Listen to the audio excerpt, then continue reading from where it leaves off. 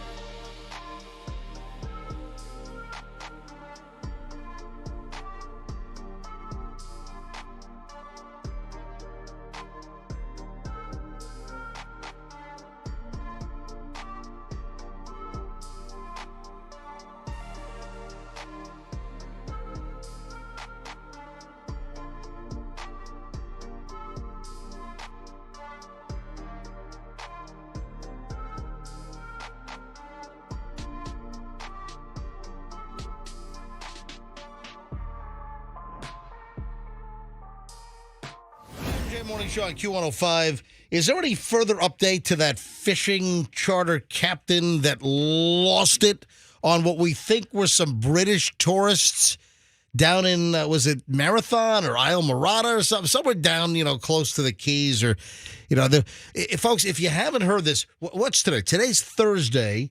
And, of course, today we're giving away that Mark Wahlberg VIP package to meet him at Lucan's in South Tampa on Dale Mabry on Saturday. So keep listening. We're giving away the VIP package. But what day was it? Was it Monday or Tuesday that we had the audio of the fishing charter captain? And this guy just loses his stuff. This guy just loses it and flips out on a family.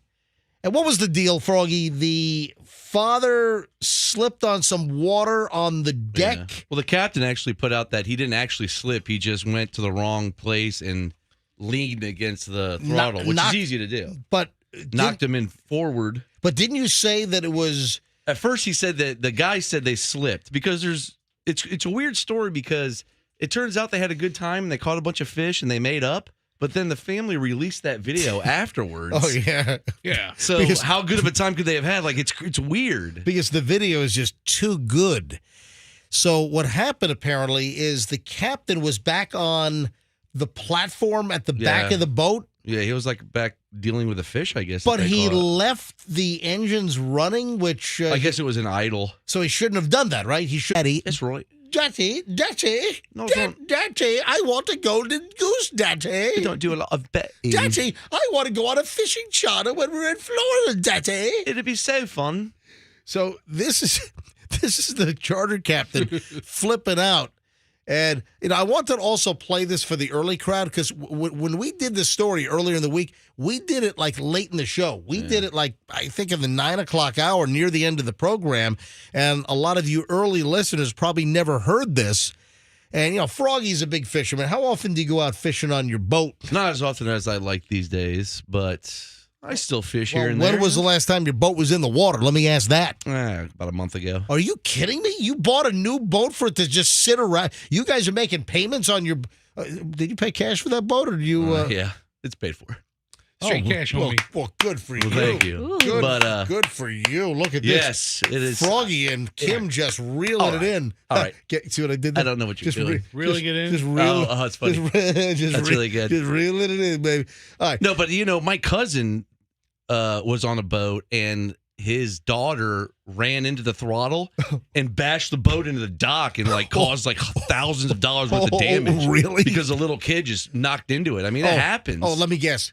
There's a YouTube channel that you watch of boats crashing into ramps and docks. Well, or some of those. You've seen those cruise ships. Boat lift disasters is a good one.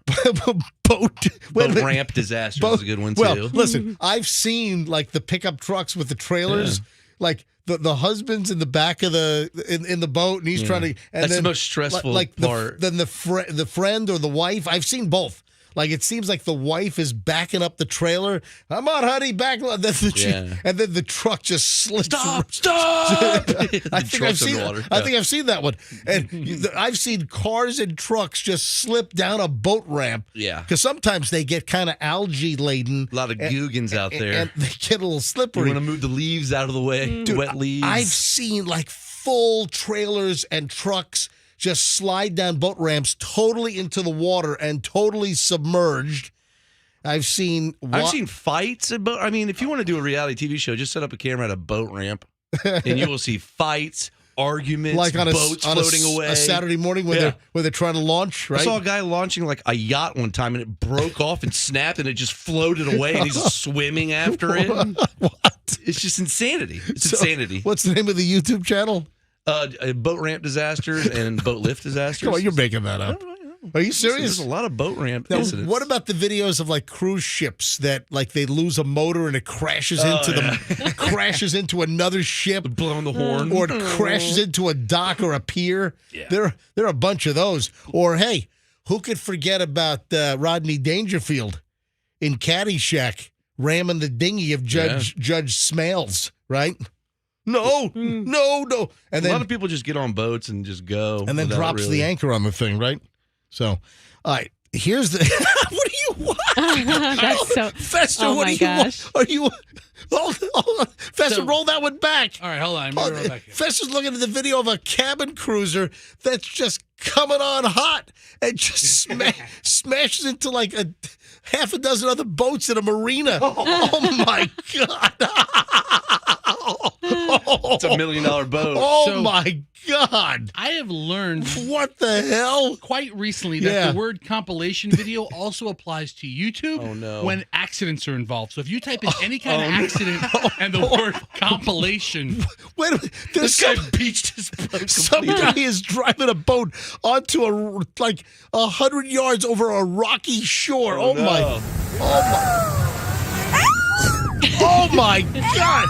all right, Then some cabin cruiser just smashed See? into two boats on a You lake. do this all day. Tried to thread the needle between two boats and ram them both.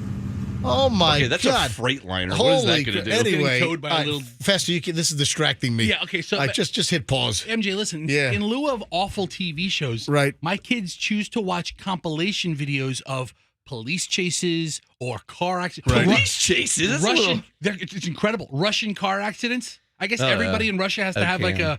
a cam in their car. Hey, I talked about this numerous times. Do you remember, speaking of boats, I've only been on 3 cruises.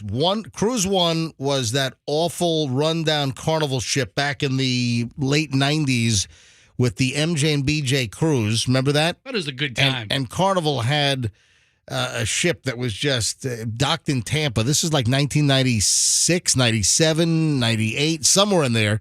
And we did an MJ and BJ cruise, and the Carnival ship they used to have docked here was just kind of a rundown old mess. It just it wasn't very appealing. So that was my first cruise. Then we did the Alaskan Inner Passage cruise on Holland America, and that was really nice. And then we did another Holland America cruise. We did a 10-day Mediterranean. And that was really kind of cool. And one of our stops was St. Petersburg, Russia. And I talked about this on the air. I have never seen so many car accidents within like 5 blocks. Every single block, there was 1, 2, 3 car accidents. I don't know what's going on with Russian drivers, man, but they suck. Russian drivers just blow. Listen. And that was the deal. The guide that we were with are saying, yeah, and everyone uses these dash cams because there are accidents every other block. Right. I'm like, what is going on here? It was like some crazy like a dystopian movie where just like zombies were like loose or something. If you want to have a good time, just type into YouTube Russian car accident compilation. You have to put the word compilation in there. Right. And they'll have like a 2-hour YouTube video of one after another. And if you don't like the one you're watching, don't worry. In 10 seconds, there's another one. Anyway, back to the bad fishing charter captain. And for the folks listening now early that didn't hear this, this is the audio. And apparently the father slipped or hit the throttle while the captain was on the back of the boat, should have turned the engine off, and the charter captain flips out. I don't give a f***. Right, Joey, just go back. I am going back. Just leave it. You talk to me, you don't f***ing listen for I just told you, listen to me. You keep telling me, listen to me, listen to me. Okay. I ain't f***ing listening to you, bro. Okay, all right. I do this every f***ing day. Every day. Okay, yeah, you've made yourself clear. Okay, I hope I did. You're out with it. Never have I ever had a trip like this. Okay. Whole f***ing life of fishing. Guys, It's a stressful job. I know. So the captain has posted something on his social media. But wait a minute. But this is a well-known charter operation run by a well-known captain. It's called Two Conchs by Captain Jack Carlson, and he's the host of Two Conchs Sport Fishing TV, I guess season 5 on the Outdoor Channel. I've heard it. I get the Outdoor Channel in my channel lineup. I watched that show. Yeah, the Froggy probably spends half his life on the Outdoor Channel. Love it. In the world of, charter boat captains, he's like, Yeah. Taylor Swift. And he's like the biggest. Oh, he is? I mean, he has his own show. Well, he came out and He's and no listen to this. C.A. Richardson, all right? He's the biggest. All right, now hang on. I want to play some audio here. So he came out and put a video out after one of his, I guess he has dozens of captains. He has 27 captains. Oh, my God. All right. So It's a big he operation. put out this statement. Here, listen to this. Hello, I'm Captain Jack Carlson.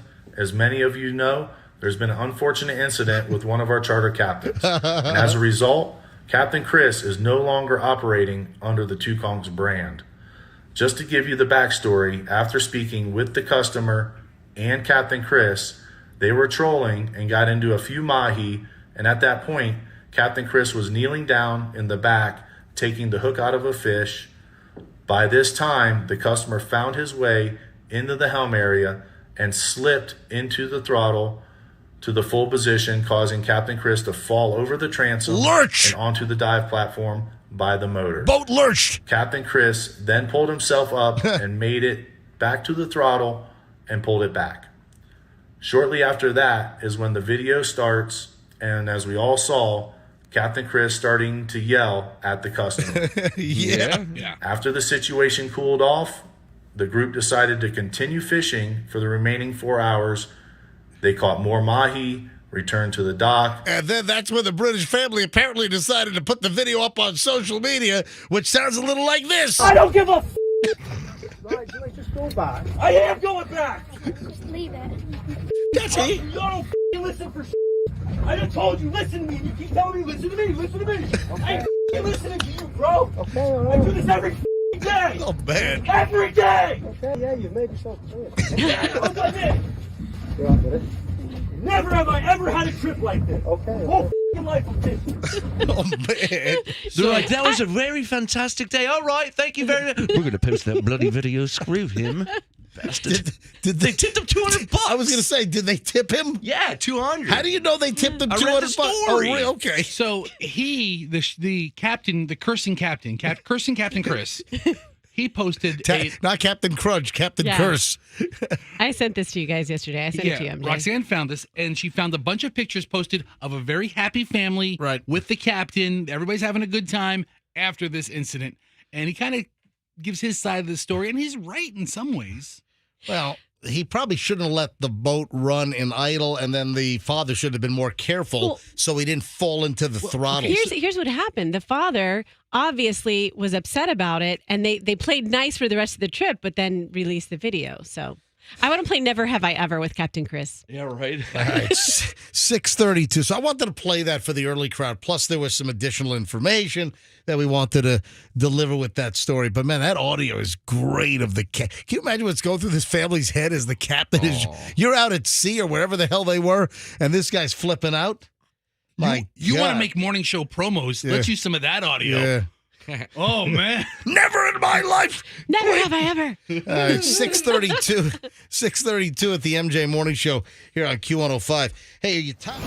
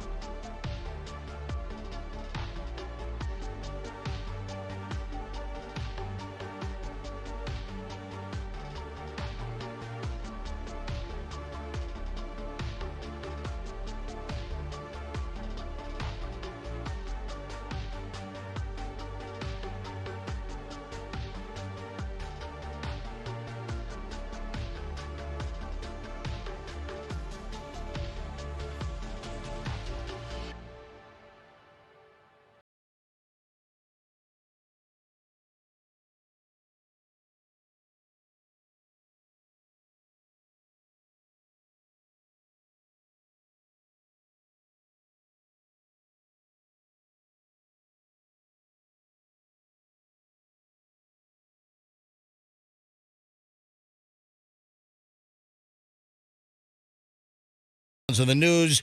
First, a quick little reminder. We'll give away the Mark Wahlberg VIP package this morning.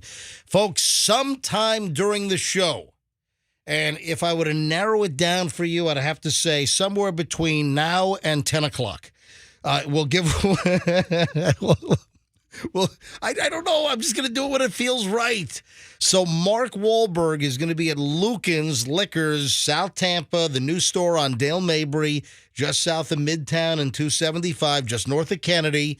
He's going to be there on Saturday. Now, it is a paid event, so you have to buy tickets in order to meet Mark Wahlberg. And I think the cheapest ticket is $50, but you get a bottle of his tequila autographed. So it's a decent deal. And if you're a Mark Wahlberg fan, it's a great deal. So here's the deal. We're giving away this VIP package. This is the top package. You don't have to wait in the regular line. You get the VIP line. You'll get 3 bottles of his tequila, different varieties, autographed. This is Flecha Azul. So you'll get 3 bottles autographed. You'll get to meet Mark Wahlberg and take a picture with Mark Wahlberg. So this is a great package. And we're giving this package away free so you can meet Mark Wahlberg on Saturday morning. It's 11:30 to 1. They're going to start the lineup, I guess, at 9 a.m. on Saturday morning. And if you're interested, you can go to the Lucan's website and see if they still have some availability to meet Mark Wahlberg. But we're giving away a free VIP package coming up sometime this morning. Keep listening to the MJ Morning Show here on Q105. Yes, Rox. I bet Mark Wahlberg wants to do what George Clooney did. Remember when he sold Casamigos for like $1 billion? Yeah. Yeah. $1 billion. Absolutely. Well, so that's the whole deal. You build the company up and then you try to sell it, to a big liquor company or some private equity deal. Nope, you build it up and you burn it to the ground. That's it. Nobody's getting it. A couple of those stories out there as well, in different types of business. Let's do some early morons in the news here on the MJ Morning Show. So this dude has been arrested in Georgia for a very interesting crime. What's a porch pirate? All right. So that's Fester, you first. What's a porch pirate? That's an easy question because Okay. porch pirates All right, go ahead. are people who steal packages that like Amazon or UPS delivers. Oh, no.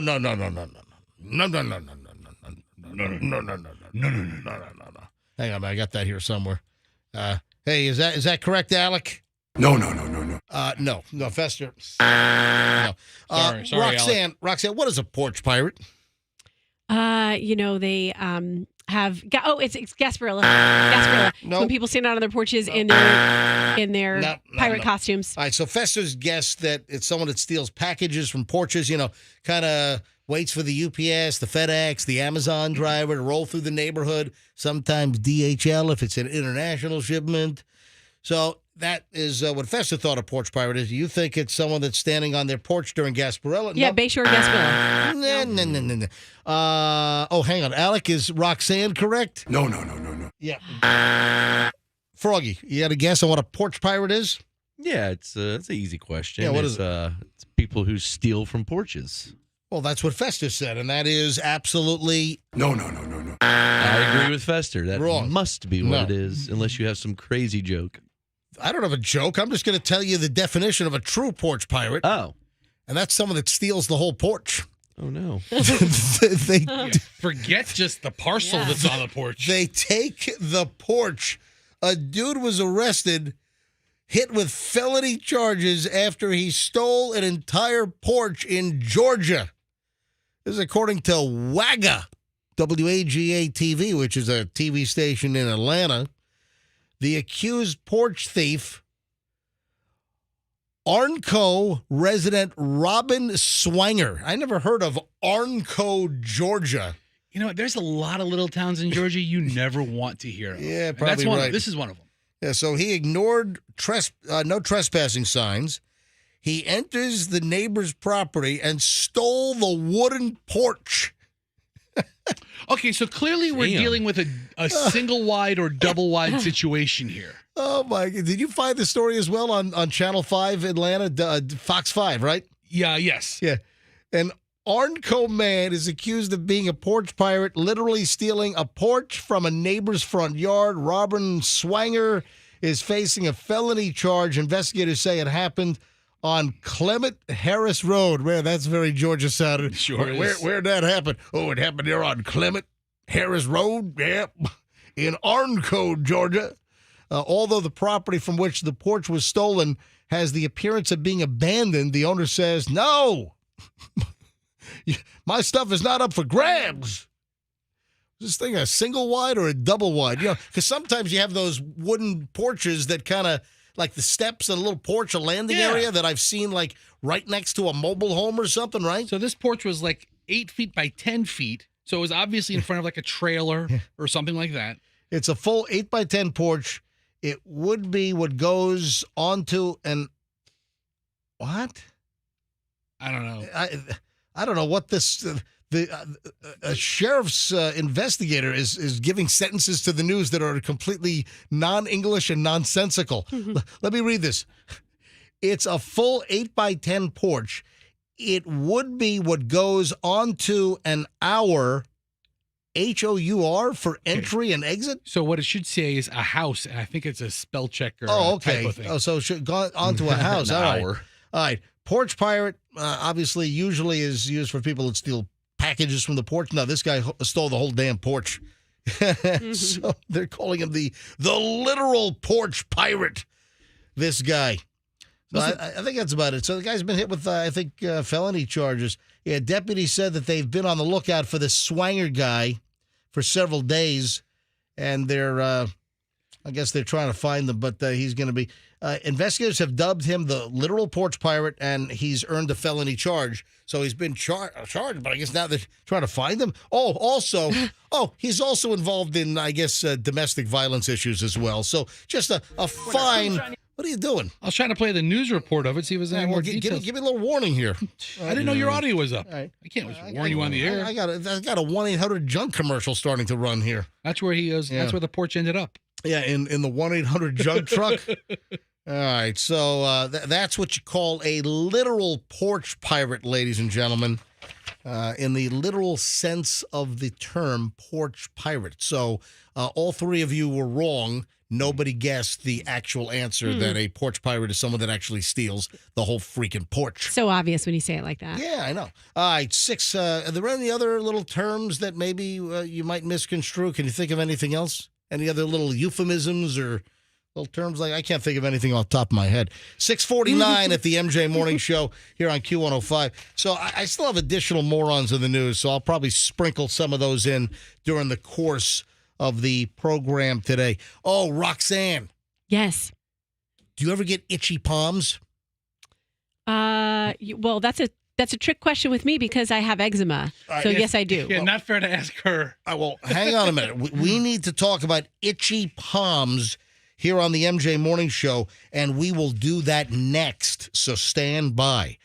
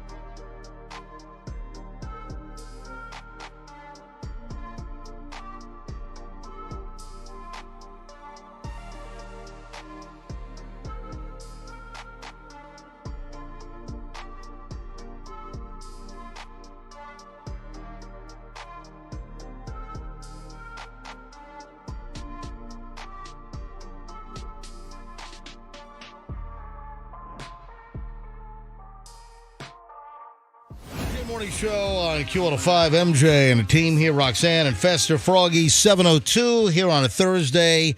And it's a busy prize day because we're giving away that Mark Wahlberg meet and greet exclusive VIP line engagement at Lucan's Liquors, South Tampa on Saturday morning.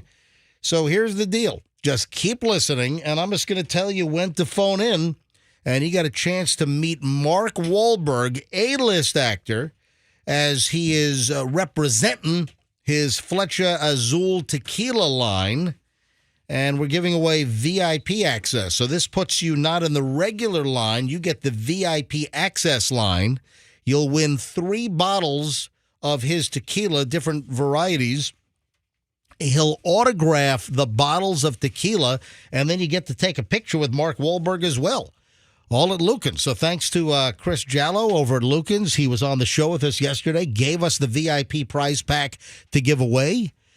It all happens Saturday morning. It's 11:30 to 1. They're going to open up the line, I guess, at 9 a.m., but you're going to be in the VIP line, so this is good stuff. So I'm going to give away this prize pack. If you want to meet Mark Wahlberg and score some tequila at Lucan's on Saturday, you've come to the right place because we'll tell you when to call in this morning. Sometime during the show, we'll tell you to call in. Also, between 9 and 9:20 this morning, I'm going to give you the trip-a-day song so you can score the 3-day staycation to the Wyndham Grand Orlando Bonnet Creek. And that'll happen later today, but I got to give you the song between 9 and 9:20. So busy day here on the MJ Morning Show. So, Roxanne, I asked you about itchy palms. And you said, yeah, you know all about itchy palms because you've got eczema. I do. But your eczema is like totally under control, aren't you? Yes, Yeah. it is. I am so happy. For the first time in my life, it's been under control. And what was the deal on that? Is it a shot or a pill? Or No, it's just a cream. Are you taking Sky Rizzy? No. Yes. Rizzy Flizzy Skablizzy? Yep. It's Sky Hey, Rizzy. Sky Rizzy is for psoriasis, right? Andrew, can you eczema, psoriasis, water. All right, so I think I've got a little psoriasis. I don't think I have eczema. I think I might have a little, psoriatic arthritis or something. All right. So, Andrew, do me a favor. Can you find me that Sky Rizzy deal? Do you have that thing handy? It's the like chemical like lab name for Sky Rizzy, that commercial. Like Wizza Chizza Nizza. It is or something like that. Risankizumab Rizza. Yeah. That's it. Okay. You couldn't make something up that ridiculous. Because with drugs, you have like the brand name and then you have like the chemical name, and Sky Rizzy is actually called Risankizumab Rizza. Rizumkizumab. That's a great name. Risankizumab Rizza. What the hell is that? Like if I were a rapper and I Rizum Kizabab Nibba. Oh, you're gonna no. Am I saying it wrong? Rizumkizumab. Hey, hit it. Risankizumab Rizza. Rizumkizumab. Get it right. I think you worked that into a song. Absolutely. Yeah, That's cool. Or absolutely. it could be like the isms could be like a pig Latin, and it could be a secret language. You know what? Yes. Let's rename Pat in traffic. Rizum Kizum Nizzle. Yeah. Hey, Pat. Andrew, make sure Pat. Does the next traffic. Yeah, I'm Rizum Abriza with traffic on Q105. Risankizumab Rizza. Yeah, hey, make Gotta sure. get it right, Yeah, Pat. I want Pat.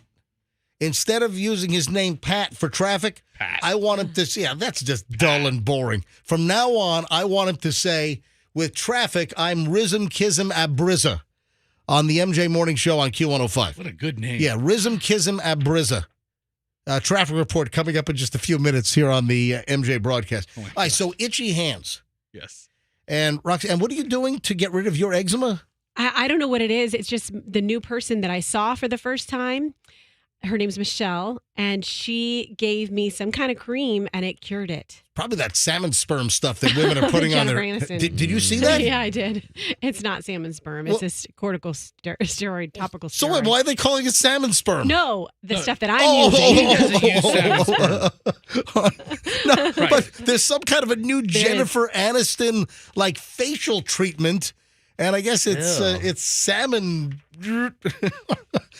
We'll get into that. Can you bring? That's a different kind of chrism. Oh, Jesus, Roxanne. can't say that. Yes, you can. I was just saying it. You just said you can't say Oh my that. You can't say. I just dumped you. Roxanne? I just dumped You never get Roxanne. That lives on MJTV. As I I point. love getting dumped. Yeah, that. Did you get dumped a lot when you were dating? No. Were you the dumper or the dumpee? I would always prefer to be. I would prefer to be dumped. Hold If on. I had to pick one. In the scheme of your dating career in yesteryear, Mhm. did you dump more guys or did more guys dump you? I mean, Just answer my question. it's probably I probably was a little bit more on the dumper side. Okay, so you were more of the dumper, getting rid of guys. Yeah. Okay, anyway. So here's the deal. The reason why I'm asking about, I can't believe I dumped you. I So know. what did Roxanne say? It's on MJTV because that doesn't get dumped, and also on the podcast. Oh, God. Posted by 11 o'clock this morning, the whole MJ Morning Show podcast for the day. What did Roxanne say? I guess was you. just trying to properly name But a new treatment for acne or whatever it's used for. The word you used is not one we use on the air. Yeah. You don't say that word. But it's just a made up word. It's not a real word. No, it is it is not a made up word. It is used and people know what it is, and it's inappropriate for broadcast. That's why I dumped you. All right, so let me get back to the damn itchy palms. Elena Penaloza. She recalls just before a major lottery win that her palms started itching. Have you heard of this? Oh, God. Like itchy palms equates to money or something? Well, or good luck or something positive happening. So she won $1 million in the California lottery scratcher ticket. She bought this in West Covina, which is outside of Los Angeles. Once, I think I had to go to a car dealer remote for pirate radio at a West Covina car dealership. I think it might have been West Covina Dodge Chrysler Jeep, if I'm not mistaken. So just days before she won $1 million California scratcher lottery ticket, her family says that her hands began to itch. And they say, quote, you know that superstition where when your hands get itchy, it means you're going to get into money? I never heard this. You ever, Yeah, I've heard that before. you have? But according to the Google, You hear this from customers at General RV when they that roll in with a big pile of money that was like, they just scored. They're coming to buy an RV from Fester. By the way, folks, if you want an RV, if you're looking for any kind of an RV, whether it's like Uncle Eddie's out of Christmas Vacation, not exactly Uncle Eddie's. or I'm sorry, Cousin Eddie, Cousin Eddie, There is a replica version of that you could buy, I think. Yeah. or that's a Winnebago, right? It was a bounder. A bounder. No, seriously, if anyone's looking for any type of RV, I mean, up to like the $1 million models or Fester's your guy, folks. That's right. So go. How do people get a hold of you? If people want to buy an RV from you at General RV, which is Fester's real job, this is his clunky part-time job. How do people get a hold of you? What's How the best could they way? possibly get a hold of you? Oh. I'll have my hype man give that information. Call the number. Personal line, 813-310-8444. That's 813-310-8444. 813. I'm holding up the license plate. Thank you very much. Billboards coming soon. 813-310-8444 if you want to buy an RV from Fester. So itchy palms, it's only one palm though. Like if your right palm itches, that means you're coming into money. If your left palm itches, it means you're losing money. What if your right palm? According to the Google. Well, where are you getting Yeah, this? This is all according to the Google. You're on yes. the Googles right now. The texters are confirming this. Oh, okay. Oh, Well, here's Did you know that if your wiener itches, it means you're about to get dumped? No, it means you're about to have a fungus. So the family says, you know that superstition when your hands get itchy, it means you're going to get money. She said that she felt that the week before she won, her palms were itchy. Oh, God. It doesn't delineate. It says when your hands get itchy. So they're saying hands. So for this woman, it appears to be both hands got itchy. It could just be a lack of hygiene on her part. Wow. Yeah. Both hands get itchy? That sounds like you need to, wash. Then she bought a scratcher ticket at a 7-Eleven outside of Los Angeles. and she won $1 million. So this just brings I guess, new chatter to the whole itchy palm, itchy hand deal. But Fester's trying to delineate that the right palm itching is congratulations, you're about to come into money, but the left palm signals that you're on the verge of getting wiped out or losing money for some reason. I mean, scratchy palms, scratch your ticket. Oh, you know what else I didn't mention? Moving on here. You know what I didn't mention yesterday? I had this in the pile. I can't get to everything. That the Rays took down all the Wander Franco like signage around the Trop. Yeah, it's probably a good call, Rays. So with Wander Franco being placed on administrative leave, it's like after a cop shoots somebody, you know, in most cases it's a justified shooting, but it's just like commonplace. You know, when I heard that the Rays had put Wander Franco on administrative leave, I'm like, you usually hear that when there's an officer-involved shooting, you know, and they've been placed on administrative leave, which is standard operating procedure in this matter. So now the latest is that the Rays they're erasing Wander Franco.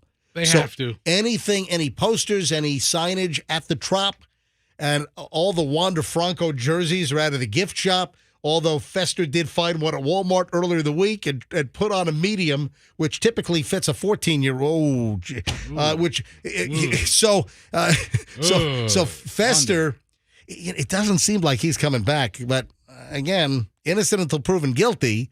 But you know, if the Rays are taking down the signage of Wander Franco, that must mean that I wonder what happened. Yeah, I wonder what's going on here. Anyway, so if you go to the Trop and you want to, hey, what happened to that Wander Franco? Well, now you know they're taking it down. So all right, next we start an hour and 20 minutes and not. What are we going to say, Fester? I'm trying to keep on time here. Go ahead. Hurry up. No. Listen, think about all the people that bought Wander Franco jerseys on Wander Franco Day, the Sunday he got pulled. You should be able to turn those back in and get like a Rosa Reina jersey or something. There you go, or a Wade Boggs jersey or something. All right, free hair plugs. Exactly. All right, 7.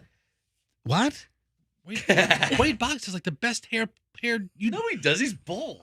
Are you crazy? Have you not seen Wade Boggs? He has a beautiful mane of hair. Oh, really? I haven't seen Wade in a long time. I'll pull a picture. He looks like a lion now. He hunts lions. No, he looks like one. Playing day. 7:14 at the MJ Morning Show on Q105. We start an hour and 20 minutes of nonstop MJ. We're going to give away the Mark Wahlberg meet and greet VIP tickets at Lucan's for Saturday, sometime coming up here shortly on the MJ Morning Show. But we start the hour and 20 minutes of nonstop MJ next. So whatever you do, don't move.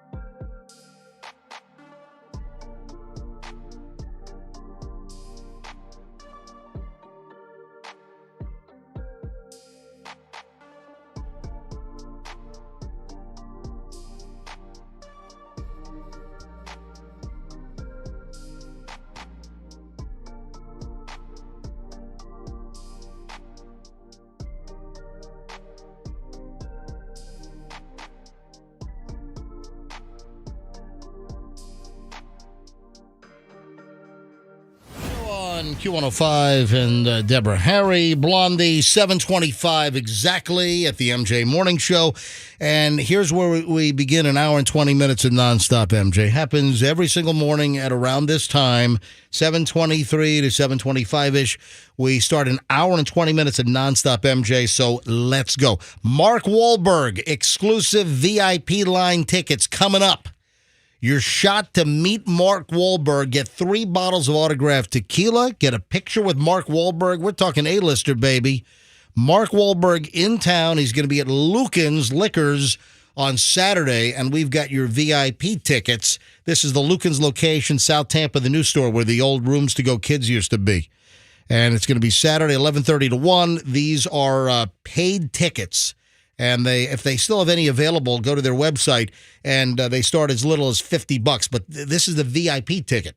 So you get the VIP line, you get in first, you get 3 bottles of tequila. He'll autograph them, get a picture with Mark Wahlberg, and we'll give away that package. You could win the chance to meet Mark Wahlberg sometime this morning on the MJ Morning Show. Keep listening. I'll just tell you when to call in.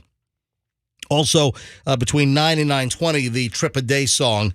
I'll give you the next title coming up in just a bit. Are you ready for the toilet clog story of the year? Of the year. Wow. That's a pretty big claim. Yeah.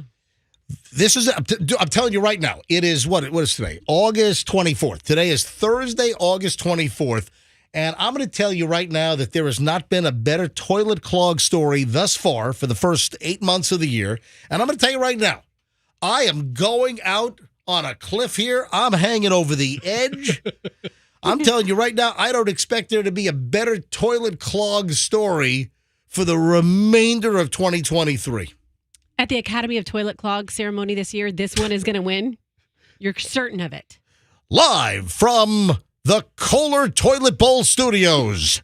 It's the Toilet Awards. Is that what you said? The Toilet Toilet Clog Awards. Award ceremony. but I love it. And of course, it's a Florida story. It's got to be the best toilet clog story of the year. It's got to be a Florida story, right? And the golden plunger goes to... Oh, there you go. Now we're talking. Now, this is not going to be one of these, oh, there was a snake in the toilet. No, it's not going to be. You know where Longwood is, right? Did you just do like a Beavis and Butt? Longwood. So Yeah, it's Froggy's house. so Longwood. That's Froggy's nickname. Longwood.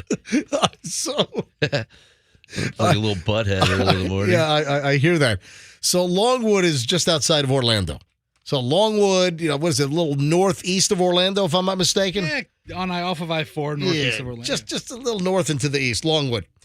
5 women arrested after they intentionally clogged the toilet at a wing joint in Longwood. So they're at a wing restaurant. How many wings do they have? This is a no. They didn't. Froggy, Did they take the challenge? Froggy, Hot wings? no, Froggy. They didn't clog the toilet that way. No, I don't think that would happen in time. No,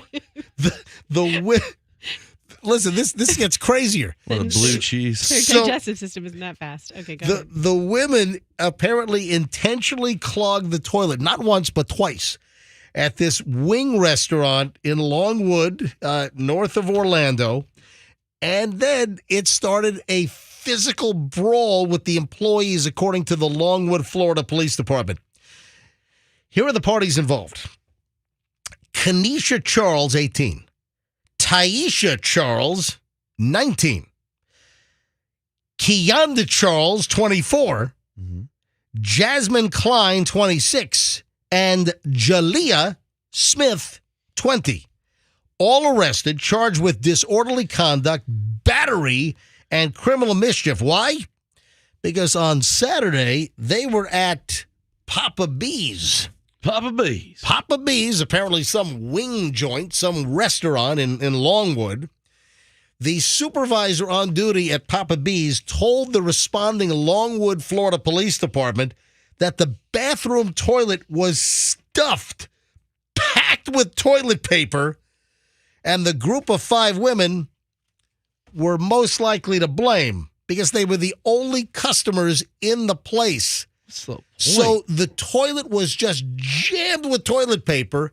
They flush it, the toilet overruns, it floods the bathroom. So that was incident number one. An employee then cleaned the bathroom while they're there. So they're eating wings and they're stuffing toilet paper, an inordinate amount, apparently deliberately trying to clog the toilet. I didn't know this was a thing. Is this like revenge? If you're angry at whatever, at a restaurant, that you go and you clog their toilets? I mean, I haven't thought about it until now, with but toilet paper? So an employee is dispatched to clean up. Can you imagine? I don't know if they put gloves on, got to grab the toilet paper out. They got water all over the floor. So an employee cleaned up the bathroom. But guess what? Shortly after cleaning the first clogged toilet, one of the women went back into the bathroom and jammed up the toilet again with more toilet paper. What's the matter with these people? What is going on here? these are not good people. What is... So they clog the toilet with a ridiculous amount of toilet paper for a second time. Maybe it's like some plumbing company that's sending them in there to... You guys aren't going to believe this. This is the first restaurant I've ever seen on Yelp where there's actually a picture of the bathroom. Look, this is the bathroom. This is the bathroom of Papa B's. Are they touting the bathrooms as being very clean at Papa B's chicken wing joint? Well, you can see it. Up until a couple of days ago, yes. They don't look as clean as a Buc-ee's bathroom, but the bathroom looks nice and clean to me. All right, so here's the deal. The supervisor, after the second toilet clog, the supervisor at Papa B's said, you guys need to get out of here. You guys need to leave this restaurant. It was close to closing time, apparently. They had already paid. And they said after finding the second clog, suspecting them of the first clog, they said, you guys just please leave. So now the police report says that the women became irate. They started yelling at the supervisor, started yelling at the other employees in the place. One of the women then punched the supervisor in the face with a closed fist. We're talking... How do you like it? Mild or spicy? Inferno. Wow. Man, that's nuts. So punches the supervisor in the face. Then the others pile on the attack, punching, kicking, pulling hair, throwing items. The employee, the supervisor, was injured, cut behind the ear, bruises on her thigh. What about her wing? Was her... her arm actually. So I guess that would be another employee rushed to help the other supervisor, but then the women started slapping her. Jeez. What is going on here? They got on top of the other employee and started throwing chairs as well, according to the police. So multiple employees were injured. The fight was eventually broken up by additional employees. I think the cooks came from the kitchen to help break up the fight. Then the women tried to flee the restaurant through the front door, knocking chairs over. They were throwing salt and pepper shakers. Oh, no. As they were running out of the restaurant. By the way, the estimated damage of the restaurant is... $20. I'm not kidding. What? The estimated damage is $20. Really? What, you just broke a couple of salt shakers? So when they ran to the back of the restaurant, that's when they were met by law enforcement. Longwood police got there pretty quickly, apparently. Yeah, they probably love the wing joint. Yeah.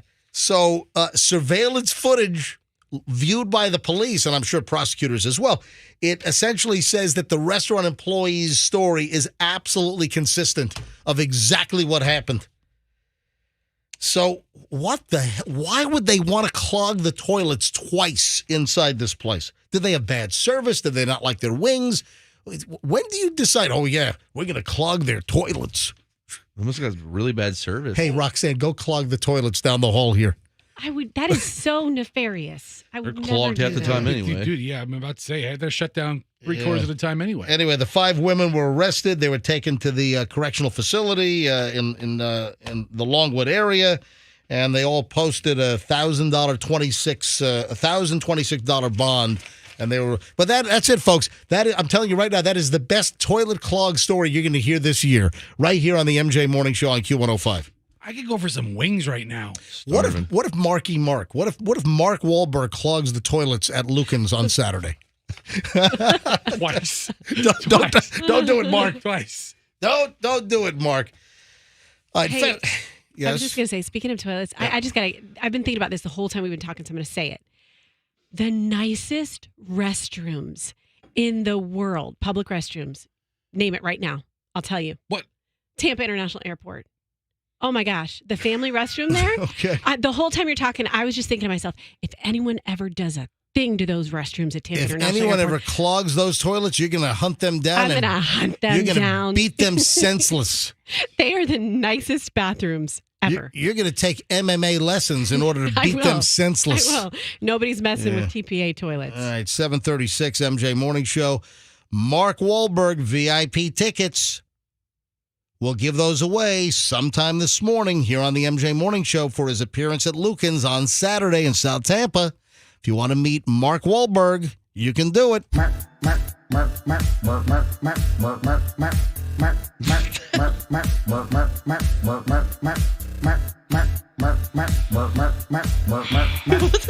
All right. What's happening? All right. Fester sent that to me last night. I did not Why? say- Fester sends me an email. Hey, watch this. And I click this YouTube link, and all I get is.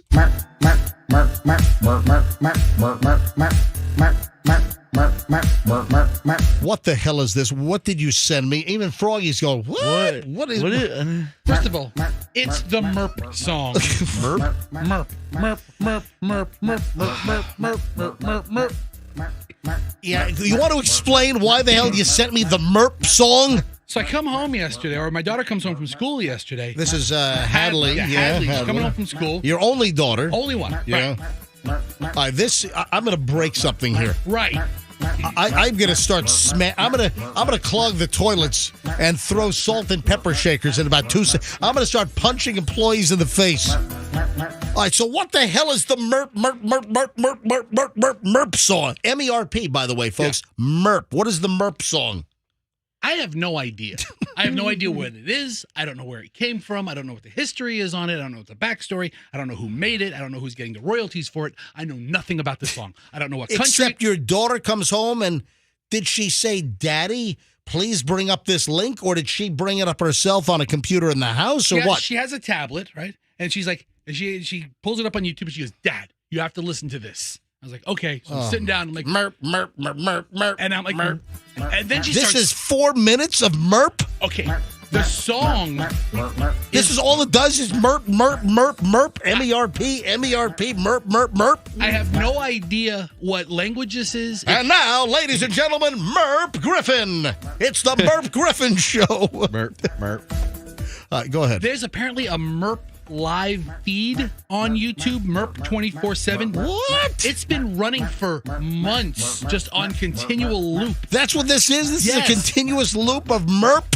If you wanted to, you could put the Merp up and it cycles through. It's about a 40-second song, but it just cycles through again and again. It's on a loop. Yes. That's what you're trying to say. It's on a loop for days. Or it cycles through again and again. But it's been on for months. God. And she comes home just dancing like she's in a nightclub. Somebody polonium 210 me right now.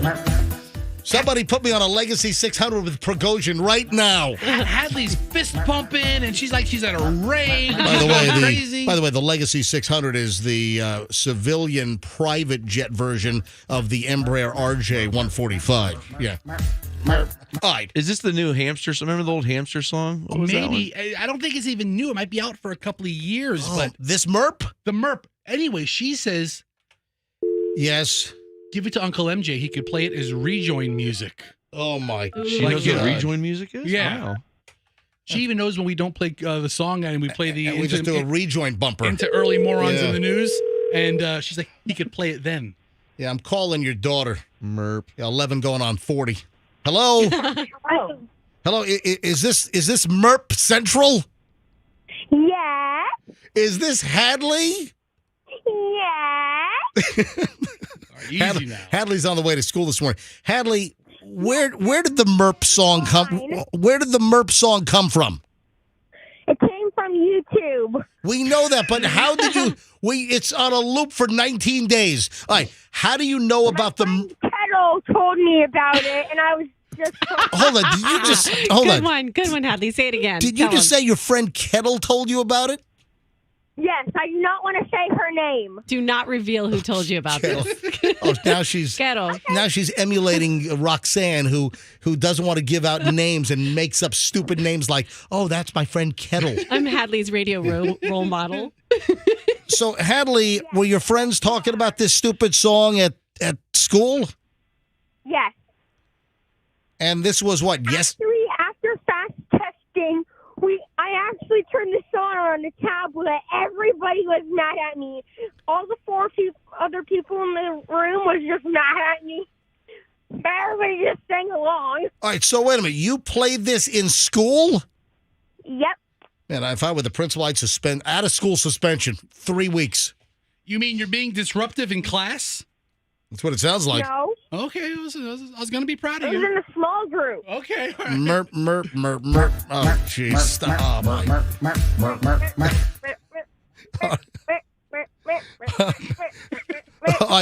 Hadley, I got it enough on the actual recording. I don't need any more. Hadley, anything else? Anything else you'd like to add to the show before we say goodbye? Merp. Okay, wise ass. Goodbye. she's fast. Yeah. She's quick. I have no idea where she gets it from. No, because you're not. You're like a tree sloth over here. Those punchlines don't come flying out of me for sure. Oh, man. Hey, Roxanne, have you ever heard of permanent jewelry? No, this is the first time I've ever heard those two words together. What do you think permanent jewelry is? Anybody in the room? Tattoos. No, that's not jewelry. It's a tattoo. Is it like yeah, that- it's like a ring that you tattoo. Yeah. What Remember is a it? few years ago that rapper got a diamond Like in his head or yeah, something? Ooh. put into his head as part of his head, and then it would stick out, and it was always there in the middle of his forehead. Is that what you mean? Like something like that? Surgical jewelry. Well, I remember, I don't know if you're talking about this, but I remember there was a rapper from Miami called Toaster Face. And he got, Yeah, that's what I'm talking about. he had a Burmese sapphire implanted in his eyeball. Yeah.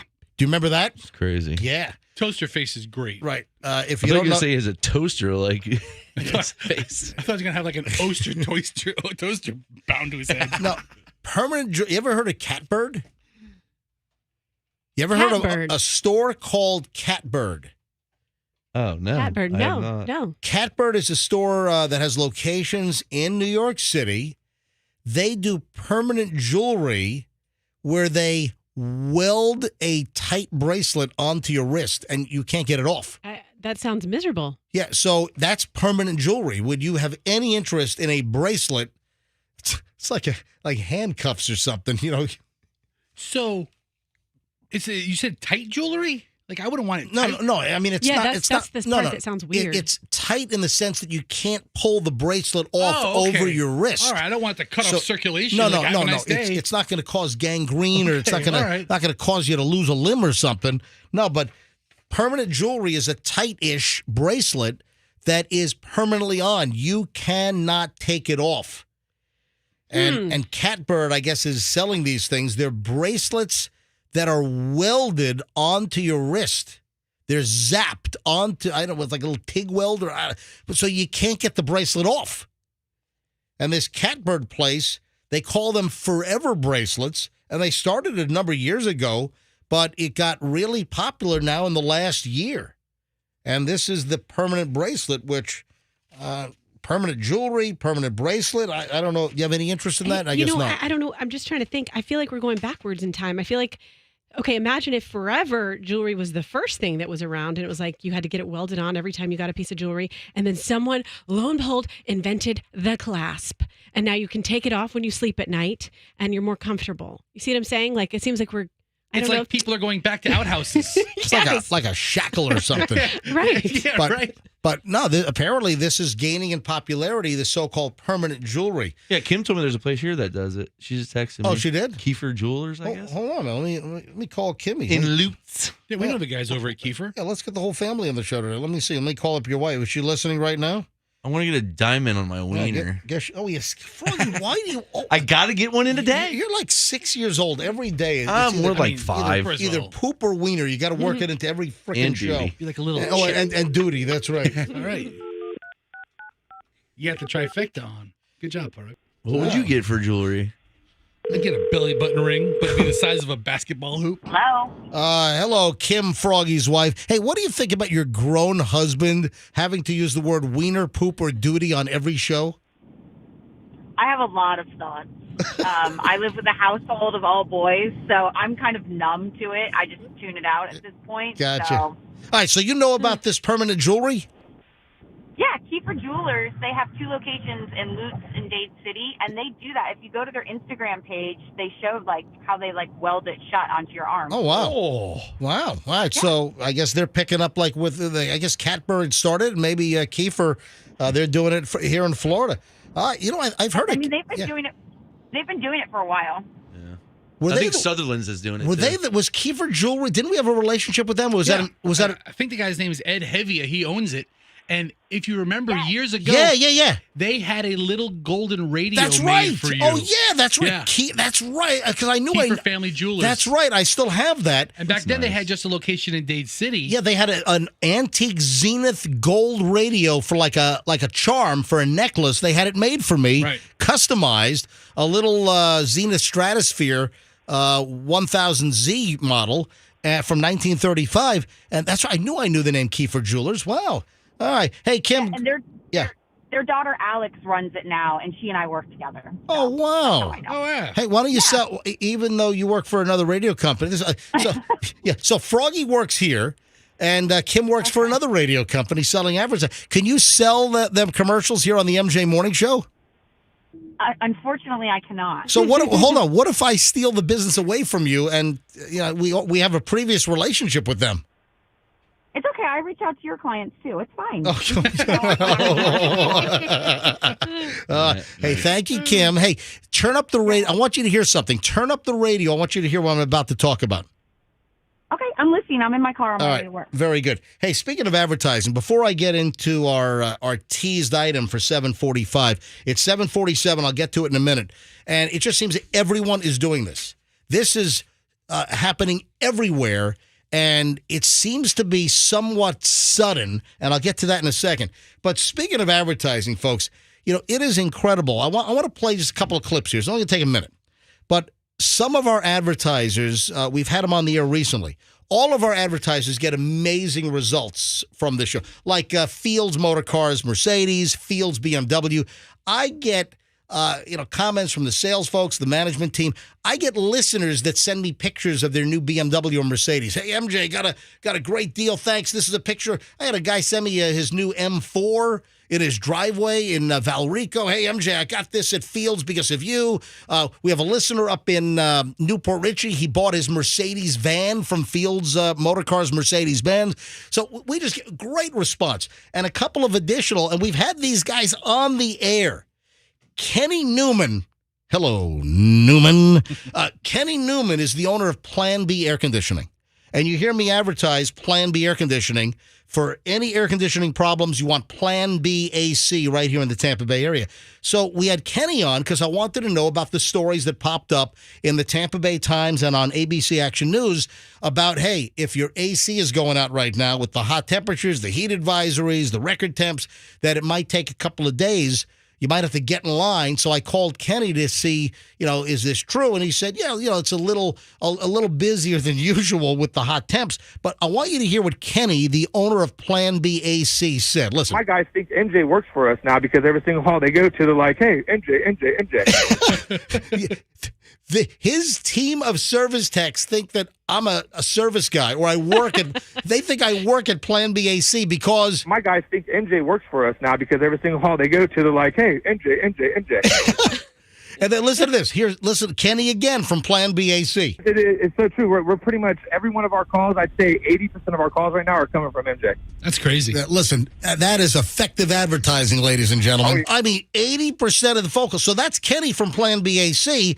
And then, we had Wade from Two College Brothers.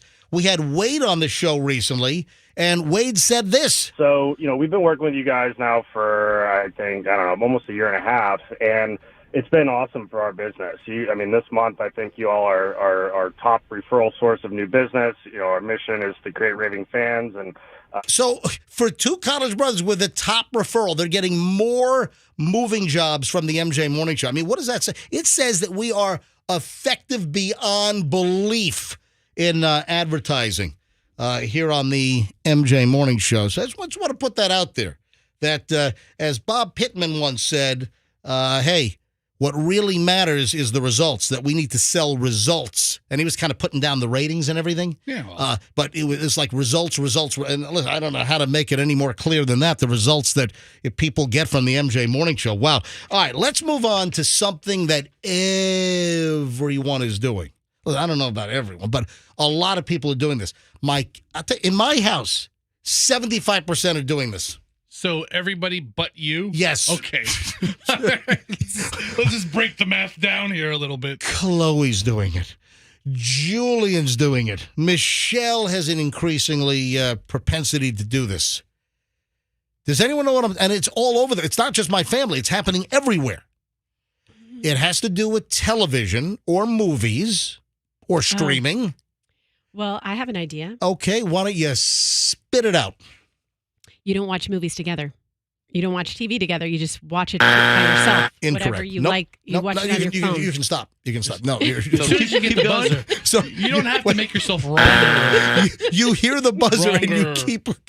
No, that is the noise to make you stop. Okay, so. But it has to do with streaming and watching.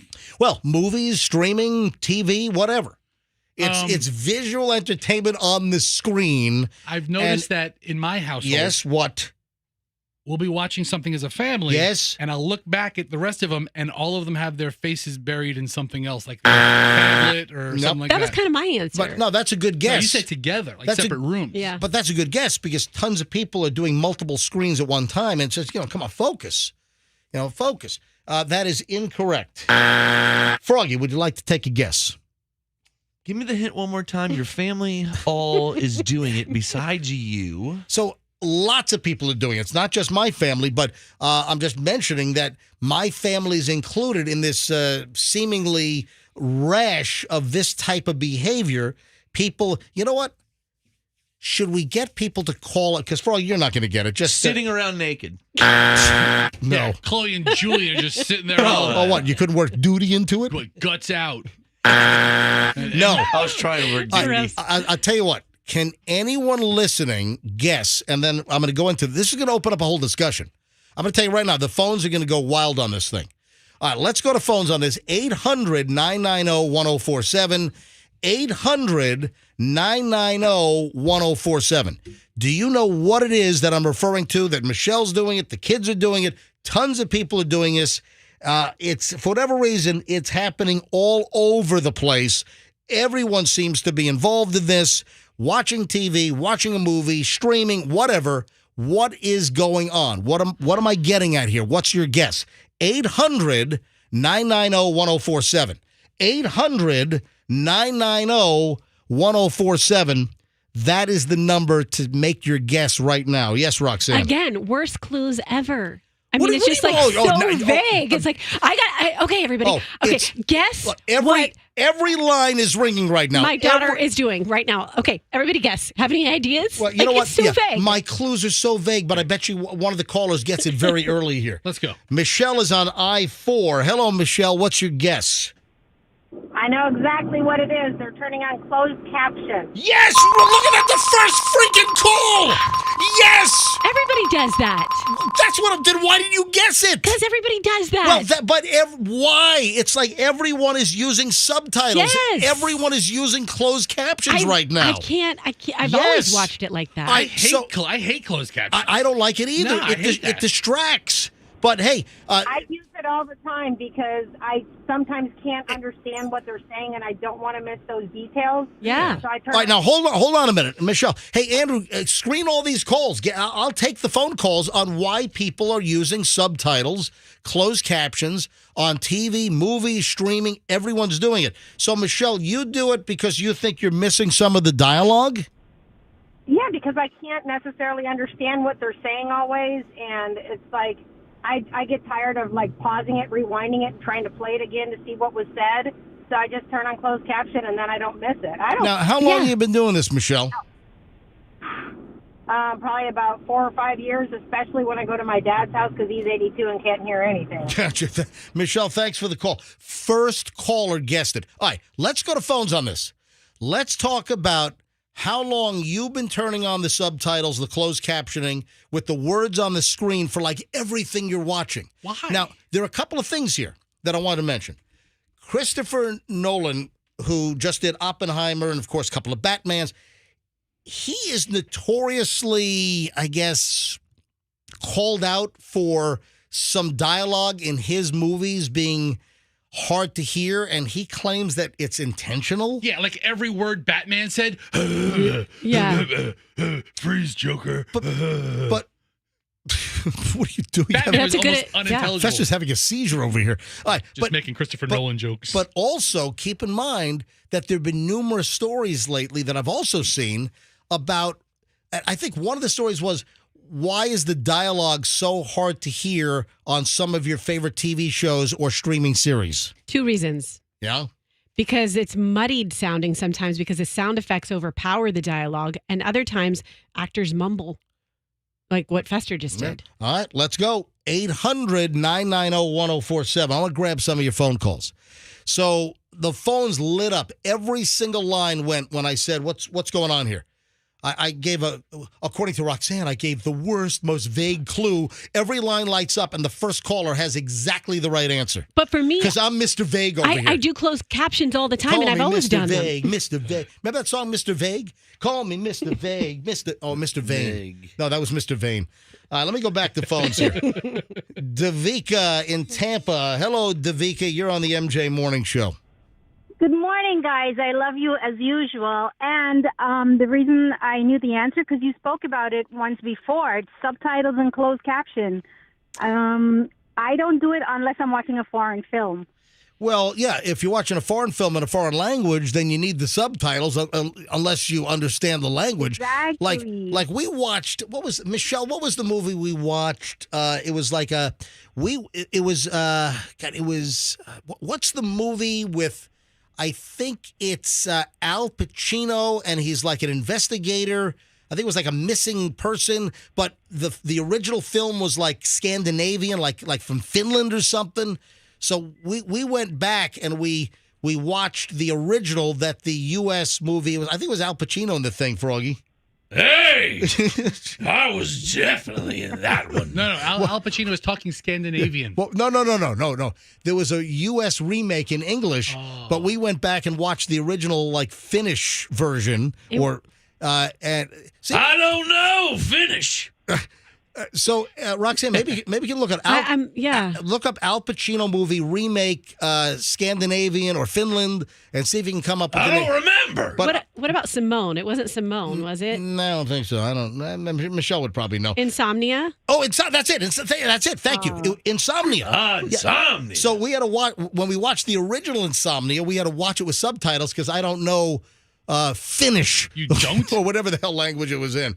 All the scorgy, florgy, morgies, you know? So this movie came out, well, the remake was 2002, it Right. looks like. I started watching subtitles, closed caption, when Girl with the Dragon Tattoo, the Swedish version. Right. I watched that. Oh, and obviously gotcha. I couldn't understand it. And then I was hooked. I was like, I need to do this all the time. Let me go back to Davika. Yes, Davika. Anything else? No, that would be all.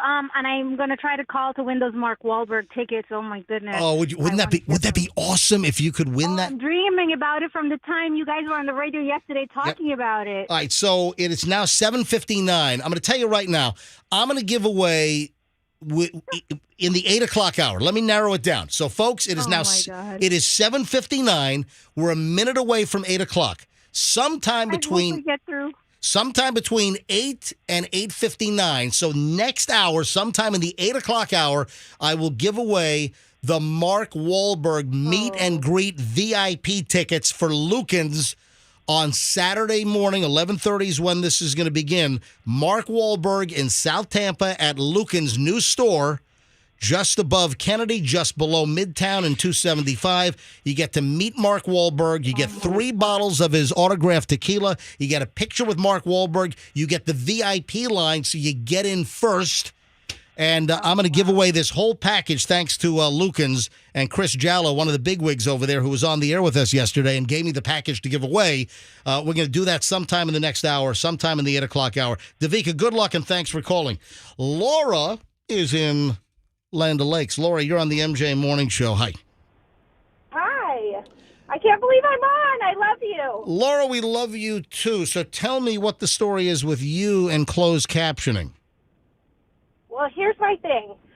I feel like kids, like the next generation, the reason why they do it is because all YouTube and Instagram always has, like, subtitles, right? Like, that's why they're used to them. Is Like Yes. the reels on Instagram and the silly TikToks. Even when the words are crystal clear and they're still flashing the words on these streaming videos. Yes. Yeah. Listen to this. Check this out, Laura. Listen to this. There is a company, a captioning company called Stage Text, and they say that 80% of people ages 18 to 25 use subtitles all the time.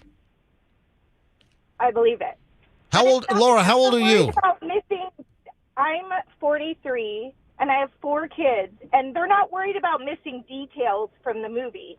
They're just used to it. That's like their every day. That's what they do. Laura, how old are your kids? My oldest is 22, and my youngest is 11. Gotcha. All right. So listen, same with my kids. They just Chloe and Julian automatically put the subtitles on everything. Laura, thanks for listening. Yep. Oh, did you want to say something else? Nope. Love you guys. Wish you guys would do another crotchety old man. Oh, yeah. New crotchety old man CD. That's MJ. He won't do it. Do it. Do it. Thank you, Laura. Tom is in Newport Richie. Tom, you're on the MJ Morning Show. Hello. Hey, how you guys doing this morning? Doing well. Hey, listen, I know why they do the subtitles. It has to do with broadcast standards. Used to be different on TV, right? But streaming just hasn't come together to unify on like volume levels and all that. So that's why like a lot of YouTube and streaming and all that. That's why they're doing it. But hey, are you guys doing a giveaway for the at-home version of Riff It or Whiff It yet? Yeah. See? Riff It or Whiff It was a hit. Tom, did you like that Riff It or Whiff It? I whiffed it each time, honestly. I know everybody else is. Well, wait a minute. These were exact riffs of these songs. It was like the easiest contest ever. I felt like an idiot, and you're sitting there calling them after the first note. I felt stupid. See? Not everybody can do it. It's a good game. Bringing it back. Tom, thanks for the call. Have a lovely day. All right, a few more on this, and we got to move on. Jason in Plant City. Jason, you're on the MJ Morning Show. Hi. Hi, how are you? We're well, Jason. All right, so subtitles, are you turning them on everything you watch? Yes, I've been doing it for 15 plus years. My wife has been doing it since she's a teenager. Wow. We're both in our 40s. Both in your 40s, wow. Yeah, and she has a hard time. Thank you. Hold on. Go ahead, wife. I'm just saying, I'm not 40 yet. Oh, whoa, wife. Are you 38 or 39? 39. There you go. Almost there, baby. All right. Hey, thanks, guys. Look, we got a husband-wife tag team. Jason and Plants. Oh, and wife, what's your name? April. Oh, April. April and Jason from Plant City. Hey, you guys want to meet in a couple of weeks? We'll have some lunch at Fred's Market Buffet. Sounds awesome. Yeah, I love that place. All right, Jason, thanks for the call, buddy. All right, let me grab 2 more here. I'll grab Mike in Largo next. Mike, we're talking about subtitles on TV and streaming, and everybody seems to be turning these on these days, and I don't really particularly want it unless it's a foreign film and I need it subtitled. So, Mike, what's your deal? Hey, how are you guys? Doing well. So a few things. The first one is, for me personally, that helped me a lot when I was learning English. English is my second language. So, What is your first language, Mike? well, I talked to you guys last week. I'm from Poland. Oh, that's right. Oh. 5% Polish, right? Yep. Yep, yeah. So Awesome. That was one thing. The other thing is that my wife, she was born here, but she still, like, whenever we watch something, the first thing she asked me to do is to turn on the subtitles, right? And it's because she's like, I cannot hear anything. That's usually what she says. Or when you watch some hysterical Polish sitcoms, you got to turn it on for her. So, Mike, thanks for the call. Thanks for calling in again. All right, last call on this. Let's go to Bobby in Newport Richey. Bobby, you're on the MJ Morning Show. Hi. Hey, good morning, buddy. Morning, buddy. You know what? I hate to say it, but I don't want to work when I'm being entertained, and reading is work for me. Yeah, listen, I don't want the distraction. I want the visual on the screen to speak for itself, and if I can understand what they're saying, I don't need the subtitles. But like my kids just automatically put them on. I'm like, guys, if we're watching something together, I'm like, guys, I'm turning the subtitles off. And they're like, Dad, no, Dad, don't turn the subtitles. I'm like, oh my, yeah. It's insane. Bobby, thanks for the call. All right, that's it. I got to move on. These calls will go on all day long. Wow. Oh, Fester, quick update. Yes. You saw the California Closets van driver driving like a Boy Scout the other day. Yesterday morning. Driving into the morning show, I actually passed the California Closets van, who previously was driving like a complete ass, weaving in and out and speeding and bobbing and dodging and weaving and all that stuff. And all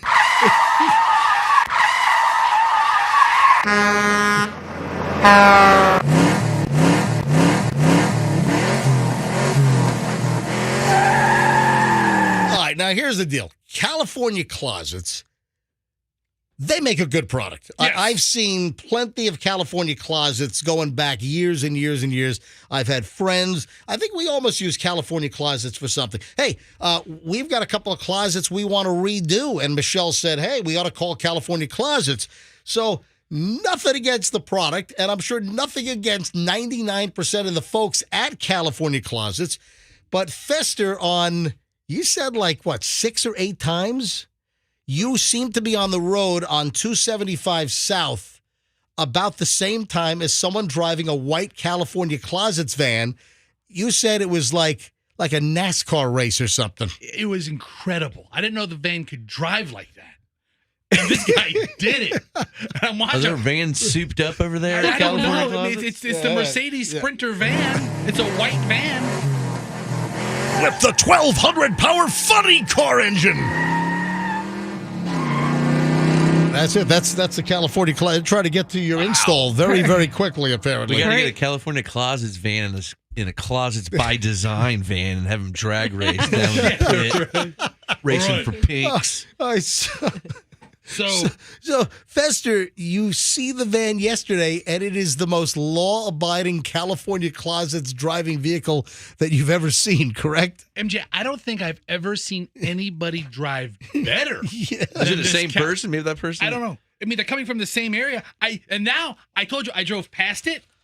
I had to slow down for them to catch up and pass me. I shot video of them driving. Fester's got video of the California Closets van that used to be swerving from lane to lane, weaving in and out of cars.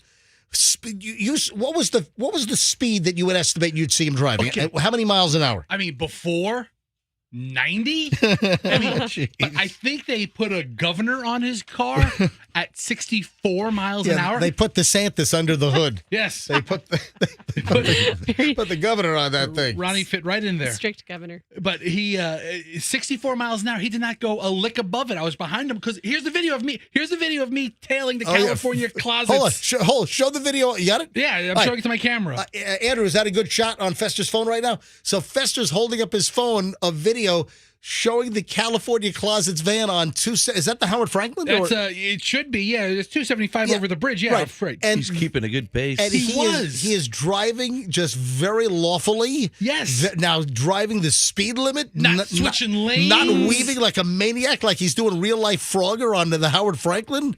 No, I was really impressed with this guy. Remember about 3 weeks ago, the California Closets marketing lady called us right after the show. Right. And said, hey, we're getting reports from people that Fester. What did she say to you exactly? Like, we're getting reports that you're talking about us on the radio. And I was like, well, no, I'm not talking about you. I'm talking about this one specific driver. Right. Did you get a number on the And in side fact, of the let me van? be clear. Every time that I mention California Closets with Fester and this crazy driver, first of all, I don't understand people that your company name is emblazoned all over a vehicle and you're driving like a maniac. It just doesn't make sense to me. That was his business model. He's urgently trying to I've got to get to those closets and organize them pronto. At 5:45 in the morning? I mean, I'm on the roads pretty early. There's a lot of people out there as well, but this guy's bobbing and weaving. Man, speaking of closets, I don't know if it's in rotation on Comedy Central, but the kids brought up the streaming of John Travolta and Tom Cruise locked in the closet. Oh man, that's an old The one. old South Park? The old South Park. They streamed that about a week ago. Oh man, that's funny stuff. So talk about California Closets. No, seriously, California. And every time we talked about it, I said the California Closets has a really nice product, and they do some really nice closets. And listen, we want to redo a couple of closets, and we might call California Closets. What if we get the guy that drives like a Mario Andretti? What if we get that guy? If you get him, he'll be there in no time flat. He'll install it. He'll like be there that. on time. Oh, I got some bad news. Fester, what is your absolute favorite breakfast item? If there's one thing that is typically breakfast related, just one thing, what would it be? Because I've got some bad news, and this is going to affect a lot of people. This is breaking bad news. Folks, Fester, if you were to guess one breakfast item. Are you talking about like a cereal, or are you talking about like something you get like at a diner or something? Tonight, our lead story, this breakfast item is going to double in price potentially. Prices are going to go through the roof. That is the only story we're doing tonight on ABC World News. Fester, do you know what it is? My absolute favorite thing to get for breakfast. Or listen, let me clarify. It might be a main item or it could be a side. Just your favorite thing that is part of breakfast would be what? Bacon. Pig's a filthy animal. And It's bacon! Bacon's everybody's First favorite, of all, don't insult pigs, because I'll eat every part of one. You are 100% right. Bacon, bacon, bacon, bacon. Bacon, bacon, bacon, bacon. Bacon, bacon. Where's the bacon? I smell bacon. Bacon, bacon. Gotta be bacon. Only one thing smells like bacon. That's bacon. Yes. So bacon's already expensive. Well, guess what? It's going up. Pork belly prices are up 100% this year, and breakfast bacon is about to get even more expensive. You know what else? I don't like when they try to chintz you on the 12-ounce package instead of getting the whole 16-ounce pound deal. They've reworked the packages to be a smaller size. Well, of course, if it worked, we worked everything. It's like the old half-gallon of ice cream is now like a quart and a half, right? 2 tablespoons full. Exactly. The new ice cream packages are thimbles. Little thimbles. Yes, the thimbles in your grocer's freezer, ladies and gentlemen. So, no, bacon prices are about to go up even more because, I'll give you an example. Pork belly rose over 100%. The way they say this is really interesting. From 131.59 cents per pound to 270.89 cents per pound at just the end of July. They couldn't move the decimal and tell me dollars? Guess not. It's 200 cents. You know how much that is, Roxanne? It's 207 cents. I guess is that the way the industry prices? I don't know. Hey, I wonder if places are going to start to do like sneaky things, like you get a bacon burger, and then they're going to put like a piece of turkey bacon on top. I thought you were saying turd. I thought you were saying piece of turkey. They put a duty on a burger. There we go. Froggy with his duty. It's bacon! So what is that? Is that a commercial? That's, I can't remember. that's the old Beggin' Strips commercial. It's bacon. Oh, the dog. Yeah, it's the dog, and these were like imitation bacon strips that they called Beggin' Strips. They even looked wavy. Yeah, they're all wavy. Yeah. Bacon! Bacon! Where's the bacon? I smell bacon! Bacon! Bacon! Gotta be bacon! Only one thing smells like bacon! That's bacon! Exactly. So this is the old Beggin' Strips commercial, I think from the 90s or something. Bacon! Bacon! Bacon! Bacon! Yeah. I could eat more bacon than any other food. Like I could eat like pounds of bacon. Yeah, I could have bacon but I every can't meal. eat pounds of like meat. Yeah. It's weird. All right, it is 8:15 at the MJ Morning Show. I'm getting itchy over here. I feel like I'm getting very close to giving away the Mark Wahlberg VIP meet and greet at Lucan's Liquors in South Tampa. I'm just feeling very itchy, like it's going to happen sooner rather than later here in the 8 o'clock hour. Again, Mark Wahlberg meet and greet. You'll get the VIP line treatment, VIP access, 3 bottles, 3 different varieties if you want, or all the same of the tequila that he's representing, this Flecha Azul. So you get to meet him on Saturday. Mark Wahlberg, the Mark Wahlberg on Dale Mabry at Lucan's, at the new store between Kennedy and Midtown 275. It's the old Rooms to Go Kids location. Nice store. I know Chris runs the place over there. And I was just looking for some Penfolds Bin 389. I was just communicating with him just a short time ago. So I feel like it's coming on soon. Your chance to call in and win this VIP package. So VIP access line, 3 bottles of tequila autographed right there by Mark Wahlberg. Get to take a picture with Mark Wahlberg.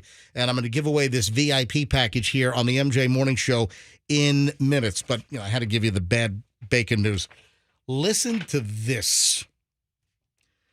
I don't do many Dear Abby stories, and I think they're pretty much all phonied up good. But when I saw this, I'm like, you know what? This exists because I've known people like this. I've known guys that are married, and they have no filter whatsoever, and they'll just have filthy conversations like with women. I mean, Yeah. You've known these people, right? Explain it again. All right. How do you mean filthy though? Like well, listen to this. Sexist, like Harvey Weinstein? Listen to this. My husband asks filthy sexual questions to other women. What? Okay, well that's kind of weird. Dear Abby, my husband has for years felt the need to talk filthy and ask sexual questions of other women.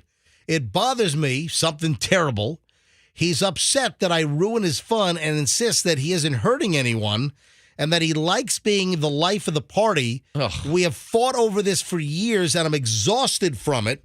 I told him I don't see the need for him to do this, and he continues to tell me I need to quit being so unreasonable. I don't know what to do, and I'm ready to just give up. It doesn't make me love or respect him. I actually loathe him when he does this. Please help. Repelled in Iowa. What the hell? What kind of guy is this? Yeah, I need examples. Hey, how are those fallopian tubes, Sally? No, that's too medical. Apparently, it's like asking sexual questions about maybe preferences. I don't. What? I don't. What's your favorite position? I'm assuming I don't have the details. Those are not in this Dear Abby story, but I can only assume my husband asks filthy sexual questions to other women, and it bothers the wife. So I just thought maybe we should discuss this. Maybe grab a couple of phone calls on this.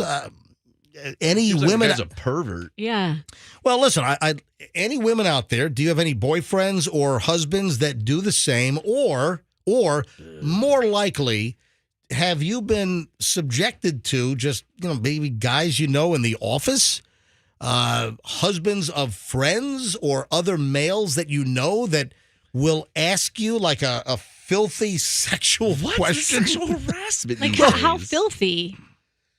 I'm sure it's like, just think of direct questions. Okay, we about, ask each other direct questions. hey, Roxanne, do you like to... You've asked me funny...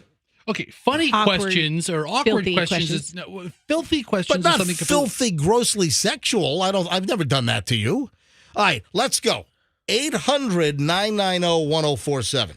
Yeah, don't call about Mark Wahlberg tickets just yet, but that's going to happen shortly. Let me see if we can grab a couple of calls. Any women listening that you have an encounter or encounters, or you know somebody, it's happened to you in the past, maybe it still happens, a guy that just asks filthy sexual questions. Maybe it's at work, maybe it's a husband or a boyfriend of a girlfriend of yours, something to this effect. Has this ever happened to you? Where you've just been uncomfortable, or, you just kind of roll with the punches and you roll your eyes. I'm like, oh, no, not again. Listen, maybe you stopped wanting to hang out, or you avoided somebody because of this. All right, let's go to phones. I don't know what kind of calls this is going to generate, but I guess we'll have to, test it, see if we get any calls on this. 800-990-1047. 800-990-1047. Tell me your story. If you want to stay anonymous, if you don't want to use your name, that's fine. If, you just don't want to be identified, love to talk to you. 800-990-1047. This might be a tough get as far as phone calls go, but let's see what we do get. 800-990-1047. Roxanne, you're just smirking away over it. You're smiling and smirking and twerking and jerking. Yeah, that's what I'm doing. I'm twerking and jerking over here. No, I'm laughing because some of the texters are like, that's what happens to you, Roxanne. You get asked awkward questions. The phone's just lit up like a Christmas tree. Yeah. Listen, one person texted, I'm going to tell him to call. That sounds like my dad. It bothers me. He's more of a joker, like dirty jokes. I definitely know, I can think of dirty joking guys that tell dirty jokes. Dirty jokes are one thing, whatever kind of questions you think you get are another thing, but truly graphic questions. These are graphic, filthy, sexually oriented questions, and every line is now lit up. All right, let me start with Laura. Laura, you're on the MJ Morning Show. Hi there. Good morning. How are you? Laura, we're well. All right, what would you like to add to this? Hold on, Froggy. Laura said, "How are you?" And Froggy goes, "Eh." I appreciate your honesty. What are you? My back hurts a little today. MJ's always like, "We're great. We're doing fantastic." Why not be honest? Froggy's like, All right, Laura, go ahead. Hi, Lauren. No, not Lauren. It's Laura. Laura. Yeah. Laura from Largo. Go ahead, Laura. I've had several of my husband's friends actually DM me on social media asking me extraordinarily personal sexual questions. Wow. Why? Do you think they were trying to get with you, or what were they hope? What were they? Oh, absolutely. And I told him, I was like, you're really lucky that I'm not going to tell, Not tell your so husband. So you've had friends of your husband, other guys that are trying to hit on you and get with you? Oh, yeah. People that he's known for 20 plus years. Mm-hmm. Wow. Like childhood friends. And how long has this been going on, and when's the last time it happened? Probably the last 6 or 7 years. Oh, wow.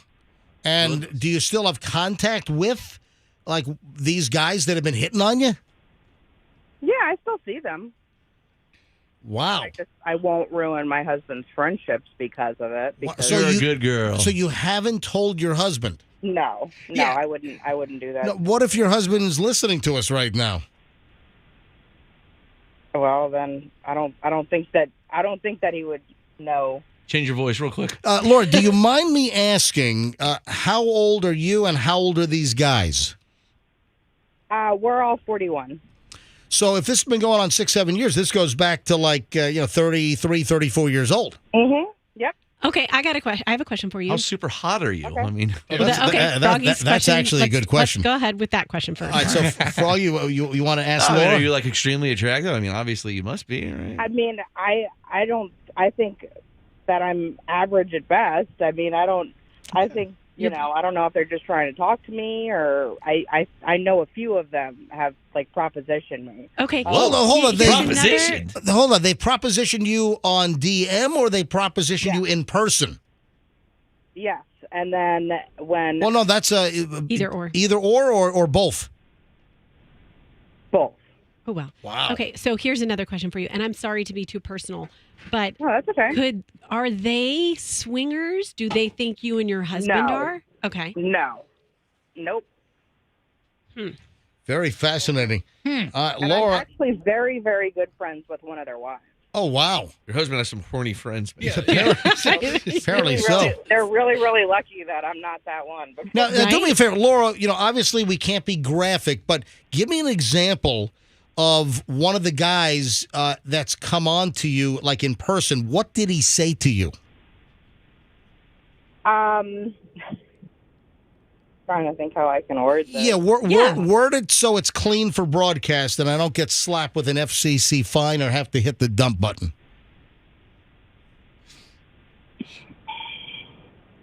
She can't. I want you to. They would like run their hand over their mouth and say, "I'm going to clear off a place for you to sit." Oh, hold on. Wait. Is this code? Well, that's not going to be comfortable for you. I think I know exactly what she's. That's the only. Yeah, that's. Yeah. That physically happened. Like. So, what did you say back? Never. Not even on your birthday. Not even on your birthday. Go, shawty. It's your birthday. Yeah, it's your listen. birthday. Go, Does he have shawty. buck teeth? Hey, Laura, great call. Thank you for listening. Yeah, and you might want to like. You guys are great. Yeah. Thank you. Did you want to say something No, else? it's okay. It's All okay. right. We're going to give some marital advice. You might want to tell your husband what dirtbags his friends are. Laura, have a great day. Let me grab Paula in Clearwater. Paula, you're on the MJ Morning Show. Hello. Hey, how you doing? I'm doing well. Good. Mine was my son's hockey coach. Oh, man. And what happened? We joked around and stuff, and, he just all of a sudden started coming on to me, and he'd call me one night and, "Oh, my wife's out of town. Why don't you come over and find a way to keep me happy?" And handle my hockey stick. That's sweet. You want a puck? Let's puck around. Yeah, kind of like on that idea. And I told him a few times to stop it, and he kept going. And I finally threatened him that I was going to tell my husband. Roxanne, did you just get my joke or what? No, I'm reading the text line. I'm sorry, I'm not listening to you. You just face planted. I did just face plant, but not because I've tuned you out. I'm so sorry. I just read the most insane text, and I'm tuned out the host of the show? I'm recovering from the text I just read. Hold on, I want to know what it is. So, Paula, thanks for the call. Good one. Appreciate it. All right, thank you. You bet. Roxanne, what's this text that just caught you off guard? Well, I've already been dumped once today. So You going for two? Use your best judgment. Will you please read this? Oh, you can't read it. Can you? Okay. It's this woman said, when I was a grocery store cashier. When I was a grocery store cashier, my supervisor whispered in my ear when stop. I was waiting on customers, "Can I eat?" All right, stop. What, the food on the conveyor belt? No. Can I eat the food that someone's trying to check out with? It was just, I'm just going to say some Hannibal Lecter stuff right there. Oh, my God. Yeah, right? Like, is that a good way to put it? I want to eat your liver with some fava beans and a nice Chianti. Something like that. Something like that. I'll work my way to the liver. Okay, so that was pretty graphic. All right, let me grab one more, and then we got to move on. I think we're giving away the Mark Wahlberg tickets here just momentarily. Soraya in Tampa. Soraya, last call on this, and then we got to move on. Soraya, you're on the MJ Morning Show. Hello. Hey, you said my name right. Thank you. Yes, Soraya, go ahead. So I was taking care of a patient, and the son comes just to talk with me outside a little bit, just hanging out. And he said, describe any body of water in 3 words. And I go, wet, deep, and wide. And he says that's usually like people's sexual desires or something like that. And I just felt so disgusting because I was literally just answering the question like he asked. And that was what he was thinking in his mind. What I like sexually or whatever. Disgusting animal. Wow. What deep and wide. And you're just a nurse taking care of one of their relatives at the hospital? At a nursing home, yeah. They hired nursing me home, to rather. sit with them. Hey, thanks. Yeah. Thanks for the call, Soraya. Don't forget about my email about my keto bakes. Oh, that's right. Yeah. Oh, hi. Yeah. Yes. Yeah. Because you make keto like desserts. Yes. I make Cool. Whole Foods sugar-free desserts. Wow. We'll have a sales rep give you a call later, Soraya. No, Soraya. I think she wants to drop some off at the radio station. That's cool. Yeah. Thanks, Soraya. Hey, Soraya. We appreciate you listening. Thank you. Thank you. Yeah, and we know now how she describes large bodies of water. It is 8:29 at the MJ Morning Show. Coming up at 8:30. What do you say we give away the Mark Wahlberg VIP package right now? Good. I have a Mark Wahlberg quiz question to give. I was just going to take a caller. Nope. I got a quiz question.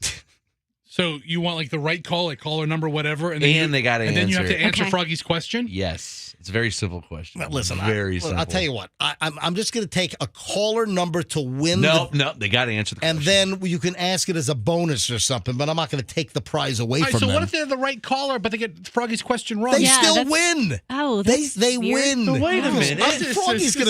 Froggy's gonna throw some nutbag curveball No, I'm with not. some ridiculous question. No, I'm just gonna take a certain number caller to win right now. And Froggy, if you want to ask the question, the easiest question ever. all right, well, we'll find out. Let's Okay. go right now, folks. Lucan's Liquors has given us the VIP package to give away to you to meet Mark Wahlberg this Saturday.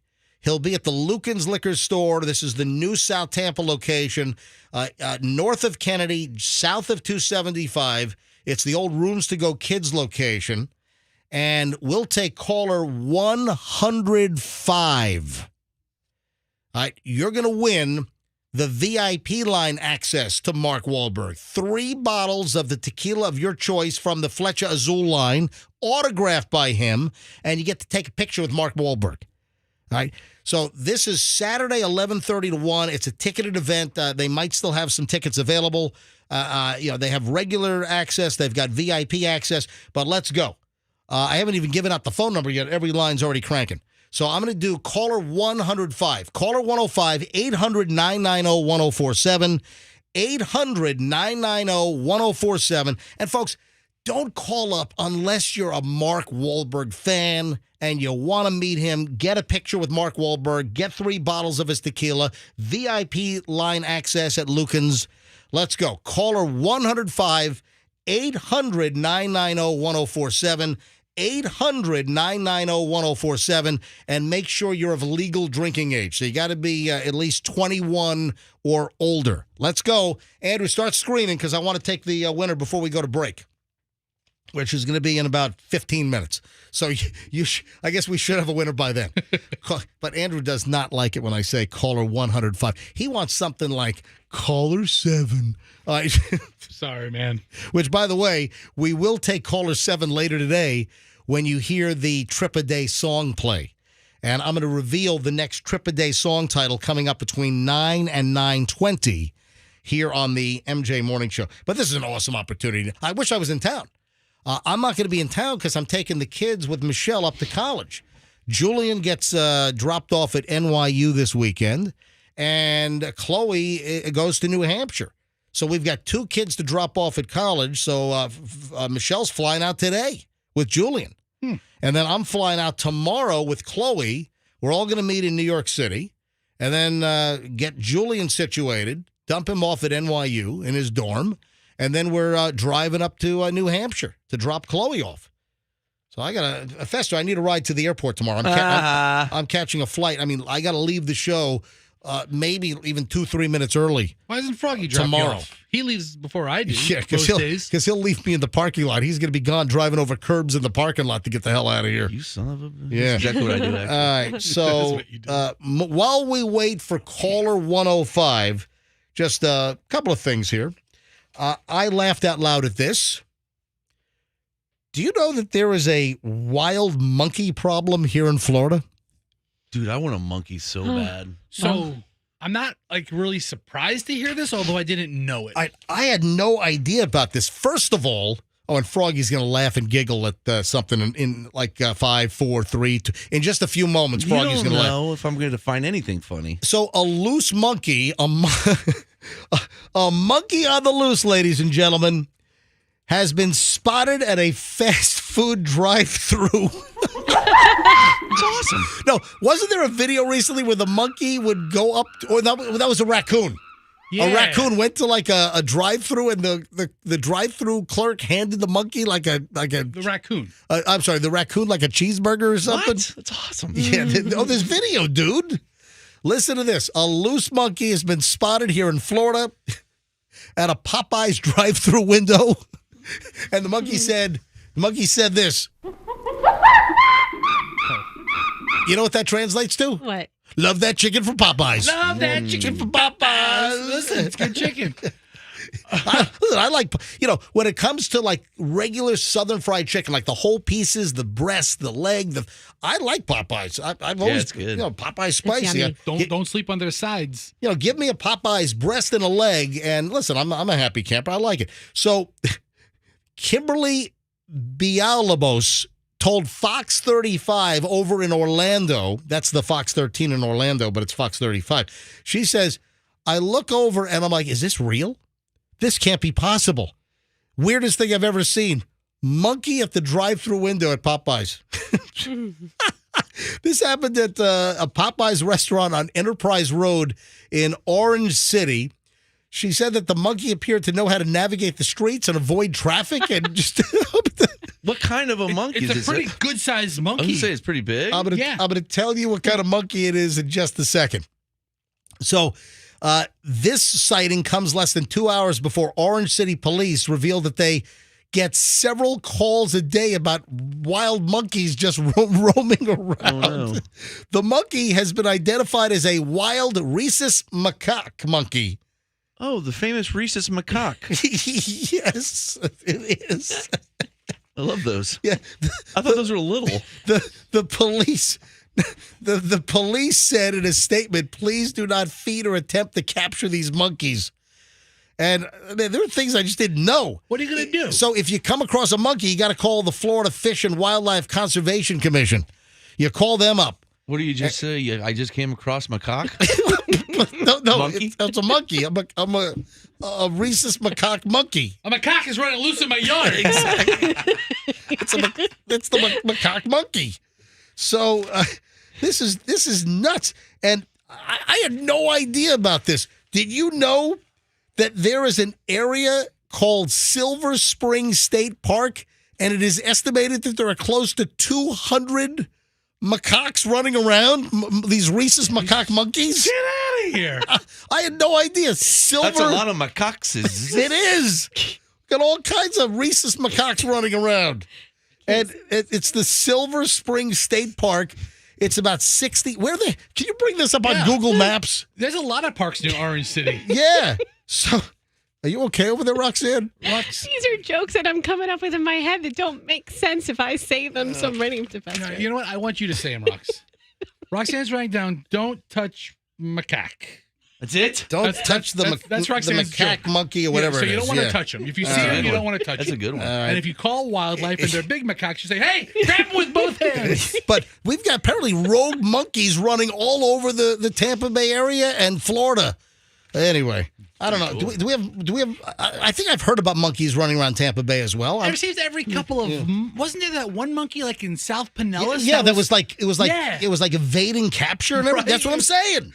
We had a St. Pete I don't know if it was a macaque or whatever. I don't know if it was a rhesus macaque monkey, but all right. I got to grab the phones here now because I've got caller 105 queued up, I believe. Hi, good morning. Who's this? Good morning. This is Carlos. Carlos, welcome to the MJ Morning Show, Carlos. Yeah. Carlos, why are you calling the MJ Morning Show right now? I call it for the VIP tickets for Mark Wahlberg. Sir, do you like Mark Wahlberg? Of course, sir. Do you like tequila? I love tequila. Dude, you're caller 105. Carlos, you win. Nice. Wait, he has to answer my question. No, he wins. The question. If you don't answer my question, you're not getting it. No, he is getting it. Carlos wins. I can answer any question. Carlos, You can answer any question. I mean, it's so simple. One simple question. Carlos wins. You're going to see, regardless of whether you can answer Froggy's like Mark Wahlberg question here, Carlos, you're still the winner. You get to meet Mark Wahlberg on Saturday at Lucan's in South Tampa. This is going to be VIP access. You get the VIP line right in to see Mark Wahlberg. You get 3 bottles of your choice of his tequila, Flecha Azul. He'll autograph the bottles. You get a picture with Mark Wahlberg. Carlos, just do me a favor. Humor Froggy. Froggy, what's your question for Carlos? All right, it's very simple, Carlos. You ready? If you know anything about Mark Wahlberg, you know this answer. Uh-huh. Mark Wahlberg has a brother named Donnie Wahlberg, and he's married to Jenny McCarthy, and they together have a maid named Lucy. Lucy also breeds dogs on the side. She breeds little dogs, okay? She just had a breed, okay? She took the breed. One of the dogs got sick. She took it to the vet. What's the name of that vet? And if you don't get it, you don't get the tickets. No, he gets No, what are you talking about? He gets. What are you talking about? Simple Mark question. Where did you come up with this? Dude, That's it's a pretty really easy question. No, it's not an easy. Any Mark Wahlberg fan knows this. All right, go ahead. What's the doctor's name? Bell Warber. Son of a bitch! How do you know that?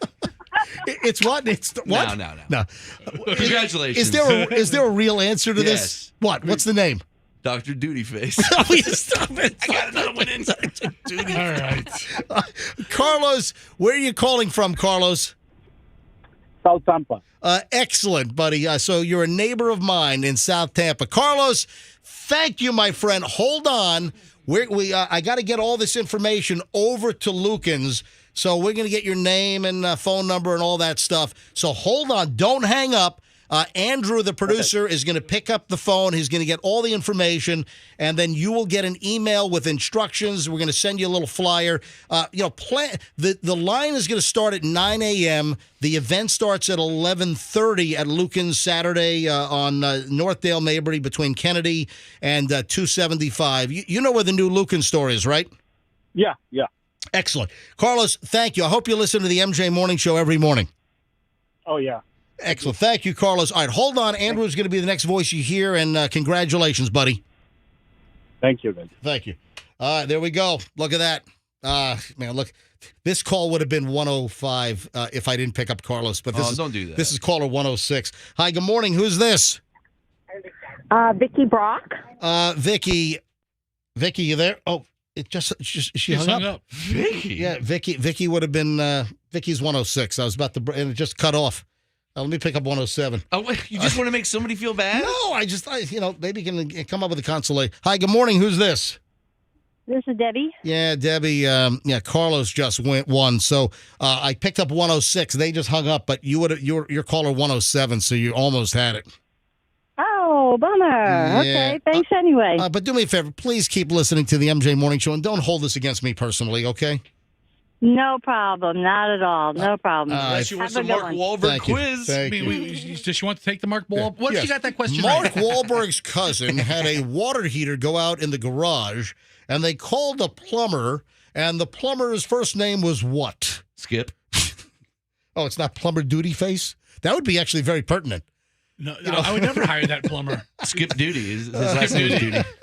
All right. If you want duty, you got to skip it. 8:43 at the MJ Morning Show. This is interesting. Oh, but every line is still ringing.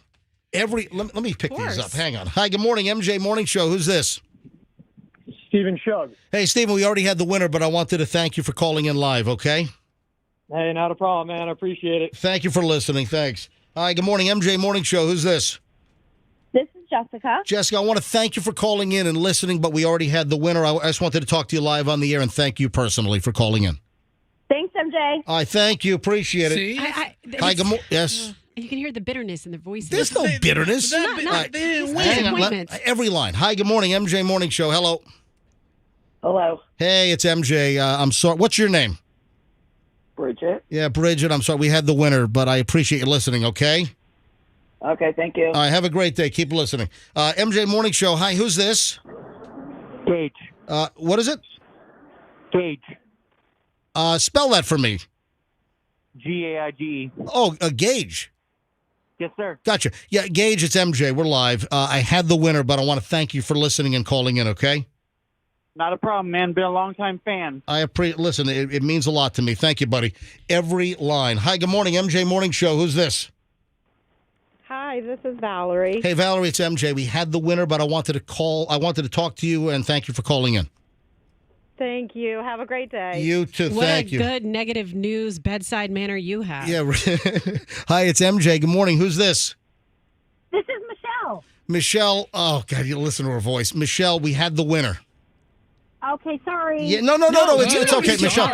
Michelle, You really should be, Michelle. I'm just picking up lines live on the air. I just wanted to thank you for being a loyal listener, and thank you for calling in. I'm sorry we did have the winner. Okay, have a great day. You too. Let's grab line 2. Hi, good morning, MJ Morning Show. Who's this? Liliana. We got good news for you, Liliana. Are you there? Froggy, stop it. Froggy, stop. We already had the winner, but I wanted to pick up and thank you for calling in. But thank you. I wanted to tell you something. Yes. Every time I call you guys, the phone is always busy. Yep. But this time I wanted to say good morning to you guys. Oh. Very entertaining show. You guys are awesome. Roxanne, you're awesome. You're a mother of 2. And guess what? I do work with children. I know how much it takes to raise children. So Thank you and your husband are doing an outstanding job. Well, that makes me feel so good. Thank you. NJ, you're a good dad. You take your children out of state, out of the country. Thank you. They don't know how blessed they are. Thank you. And your name again? What's your first name again? My first name is Liliana. Liana, thank you. It means a whole lot. Thank you. Liliana. Thank you, Liliana. Have a great day. Thanks for listening. We love you. My God, you know what I want for Christmas? I just want a true, honest audience reflection. Can I please just get this show to be recognized properly by you know who? Son of a bitch! All right. Apparently, Froggy. Wow, that was a real one. That was very, very impassioned. My God. Wow, MJ. Oh, man, just the system's broken. Hi, good morning, MJ Morning Show. Who's this? Robert. Yes, Robert. Listen, we've had the winner, but I wanted to pick up and thank you personally for calling in, okay? Thank you very much. Hey, thanks for listening to the program. Every line. Hi, good morning. I could do this for an hour. MJ Morning Show, who's this? Hello, line 1. Are you there? Well, they're there, but they're not speaking. MJ Morning Show, hello. Good morning. Yeah, hi, who's this? My name is Andrea. Hey, Andrea, it's MJ. We're live. We did have the winner, but I'm just taking calls now to thank everyone for trying and listening, okay? I know. I listen to you every morning on my way to work. I love you guys. Awesome. And I work literally right around the corner from you guys. Where do you work? In the Pasco building. Oh, the Pasco building is right. I passed that on the way out to MLK. I know exactly where you are. You're right here in the Bay Point Old Coger Park. So, hey, just stand outside. Stand outside about 10:10 one morning and wave to me as I go by. I will do my best. All right, have a good day. MJ be like, there's some crazy lady outside just waving at the side of the look road. at the phones. They will not stop ringing. Hi, it's MJ. Who's this? Hey, man, did I win? Oh, my God, we got big news for you. We got the biggest news ever. All right, Froggy. I'm a new listener. Stop. He's a new listener. You'll never believe it. Are you a big Mark Wahlberg fan? Froggy, stop. All right, hi. Good morning. What's your name? Drew, I'm a new listener. I moved here from New Jersey. I'm excited. I finally got through on the line, and I know the winner already won. Yeah, Drew. I've been listening. But Drew, thank you, buddy. Thanks for listening to the program. Why still on the phone? Have a good every line. Look, I'll keep taking these things. Hi, good morning, MJ Morning Show. Who's this? JC. All right, JC, we had the winner. Thanks for listening, my friend. MJ Morning Show. Who's this? It is Mark. Mark, we had the winner, but thanks for listening, okay? Damn. MJ Morning Show. Who's this? Hi, it's Frankie from the Berg. Frankie from the Berg, we had the winner, but thank you for listening. You're not going to meet There's going to be a Wahlberg. lot of people at this thing. MJ apparently. Morning Show, who's listening? What's your name? Christine. Christine, we had the winner, but I wanted to thank you for calling in, okay? Forgive me. Okay. And you have the best show. I just love it. Thank you so much. Next, hi, MJ Morning Show. Who's this? Hey, this is Mark Wahlberg. All right. Hey, Mark, how are you? Can you meet all these people that called and didn't get to meet another Mark Wahlberg? Yeah, Mark Wahlberg, we had the winner, but thank you for calling in. And Boston accent's real thick. Yeah, you'll have a chance to meet you on Saturday at Lucan's. Hey, thanks for listening. Yeah, bye-bye. All right, I mean, every single line. MJ Morning, I can take this for the rest of the show. MJ Morning Show, who's this? What is it? Daniel. Daniel, we had the winner, but I wanted to thank you for listening, okay? Yeah, I heard. All right, buddy, thanks. All right, MJ Morning Show, I got to stop. I mean, look, look at the time. All right, last one. Hi, MJ Morning Show, hello. It's holding the cock. All right. So this is going off the rails. We deserve that. I had to We're dump turning into a that. public access show here. The last call is making the monkey joke, and he said his name was Holden Ma. I can't say it. I had to dump him. All right. But it lives on MJ TV and it lives on the podcast, ladies and gentlemen. Thank you for ending this segment, sir. That was the. Hey, Andrew, can you please pick up all these calls? Please start thanking everyone. The phones won't stop. Our audience is massive. Massive. Just wish it would be reflected. All right. It is 8:50 at the MJ Morning Show. Here on Q105. All right, we've got a loaded segment. Also coming up in the next segment, I'm going to give you the trip-a-day song. So this is for the 3-day staycation at the Wyndham Grand Orlando Bonnet Creek. I'll give you the song title to listen for, and it's guaranteed to play during the workday after I give you the title coming up between 9 and 9:20. Folks, whatever you do, don't move, because I haven't even scraped the surface of great content. Oh, do you know about the Ford F-150 issue? I love the Ford F-150. I mean, I like the F-150. I like the the GMC, the full size pickup truck. Sierra, I like the Silverado for Chevy. Listen, you got the Ram trucks. I like pickup trucks. I've never owned a pickup truck, but why don't you get yourself a pickup truck? I might just do that. An American-made F-150 or a Silverado or something. All right. Well, here's the deal. There is an F-150 really bizarre situation going on. It's last I saw, it was like the best-selling vehicle in America, right? I think it still might be. All right, that and man, I'm just looking through my pile. We got a lot to do. I'm in a lightning round, an absolutely awesome, entertaining segment next. So don't move from the MJ Morning Show here on Q105. Please stand by. Hey.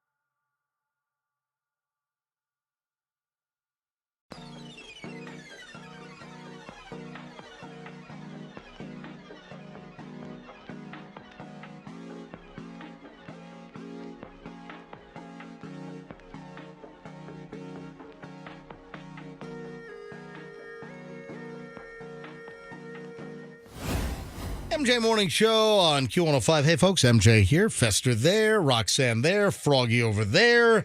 And you got the MJ Morning Show, 9:04 here on this Thursday. And congratulations to Carlos. Carlos grabbed the VIP ticket to go see Mark Wahlberg on Saturday at Lucan's Liquors at the new location on Dale Mabry in South Tampa between Kennedy and Midtown and, 275. So Mark Wahlberg's going to be signing tequila bottles. It's a paid event. I don't know if any tickets are available. You can go to the Lucan's website and see if tickets are still available. But we just gave Carlos a little while ago VIP access. VIP line. He gets 3 bottles of his choice of tequila from Flecha Azul, and Mark Wahlberg is part of that operation. He'll sign them. He'll take a picture. So congratulations to Carlos from South Tampa. He's not going to have a far drive. Carlos is in South Tampa, and he's going to Lucan's in South Tampa on Saturday. So thanks again to Lucan's. Thanks to Chris Jallo and the whole team. Chris is also another Chris is a manager at that store. Is anybody going? Are you guys going? Well, listen, I would be there, but remember, I'm taking my kids. Oh, you guys are invited. So I got a soccer game. You really see? I'm going to be in New York, and I would love to be there to meet Mark Wahlberg. But I'm leaving right after the show tomorrow to fly up to New York with Chloe. Michelle's leaving today to take Julian up to NYU. Then we'll get Julian situated. Then we all are going to drive from Manhattan up to New Hampshire to get Chloe in for her final semester at UNH up in New Hampshire. And I'm going to get some whole belly fried clams while I'm up there. Of course. All you care is about food. Fried whole belly clams, man. Ooh, good stuff. All right, so that's why I will not be there. But Roxanne, I think you said, because Lucas has invited the team, so we can get in also to meet Mark Wahlberg. So Roxanne, you're in, correct? I'm in, and I want to meet Chris, too. Oh, absolutely. Can you give Mark Wahlberg one of my business cards? To see if he needs any shelves? No, well, displays. I mean, those probably- bottles need nice displays. So, hey, Froggy, didn't you design all of the displays for steel chainsaws at, Yes, sir, at I like did. hardware stores all over the country? All across the United States and Canada. Canada? So I can do the same for you, Mr. Wahlberg. Let's get some nice displays for those bottles, huh? Of Flecha Azul tequila. I gotta try that stuff. I heard that guy voted #1 tequila in the world this year. The Flecha Azul? Yeah. Oh, fantastic. So it must be good. Look at that. All right, 9:06 at the MJ Morning Show. So congratulations to Carlos. He won the VIP package to go meet Mark Wahlberg from Lucan's and, of course, the MJ Morning Show here on Q105. I'll get to the F-150 story in just a minute. First, though, Ohio. Why are you chortling over there? I'm sorry. I saw something on Instagram that made me laugh. And what was that? Read the picture that's in front of you. You mean read the caption? Whatever.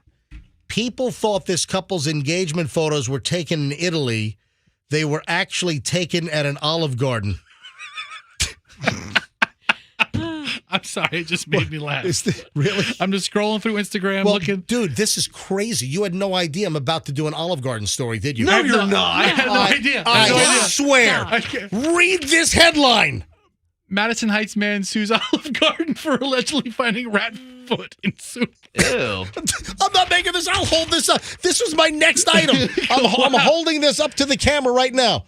Look at this. Look at this. All right. Madison Heights, Ohio man sues Olive Garden after allegedly finding rat's foot in soup. Isn't that one of the new offerings? I'd like some of the bottomless rat foot soup, please. How bad could a rat foot really be? Soup of the day is Zupa de rat foot. Oh, my God. Rat-tat footy? Can you imagine that? Oh, wrong one. That's the one I'm looking for. So did he save the rat foot? I'm sorry. I said Ohio. It's Detroit. So it's Madison Heights, Michigan, not Ohio. Madison Heights, Michigan. And a resident is suing Olive Garden for more than $25,000 after allegedly eating a spoonful of soup with a rat's foot in it. Though the restaurant is saying, the restaurant is challenging the validity of the claim. According to the lawsuit filed on Friday in Macomb Circuit Court up in Michigan, Thomas Howie, Not to be confused with a haole. You know what a haole is? Yeah, that's a What's a haole? surfer. I don't know. Yeah, In Hawaii. You're kind of close, though. But wait a sec. Nope. But a haole, It's a Hawaiian thing. it is a Hawaiian thing. A haole is a non-native, like a Oh, yeah, that's what they call Americans when they go surfing. like a white dude, like Yeah. a white guy, a non-native Hawaiian. They're called a haole. I know that because I'm a shave ice expert. I get all my supplies from Honolulu, baby. And when you walk in and say, hey, Howley, Another Howley. what do you want, Howley? It's that haole that thinks he can make shave ice calling from Tampa. Yeah.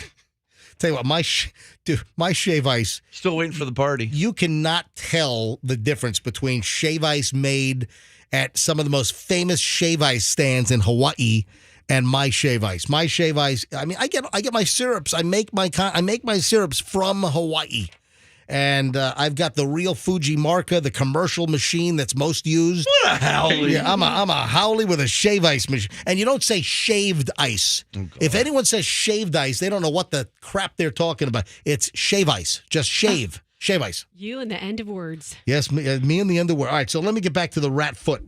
So lawsuit filed on Friday up in Michigan.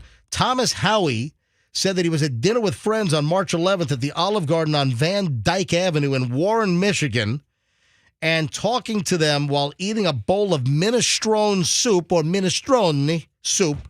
While chewing, Howie felt a sharp object stab his cheek. Oh.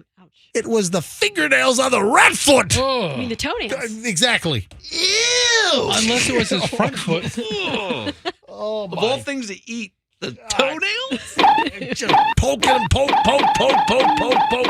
I mean, Froggy, how do you not eat the toenails if you eat the whole foot? If he was at a French restaurant, he could have ordered the ratatouille or something. All right.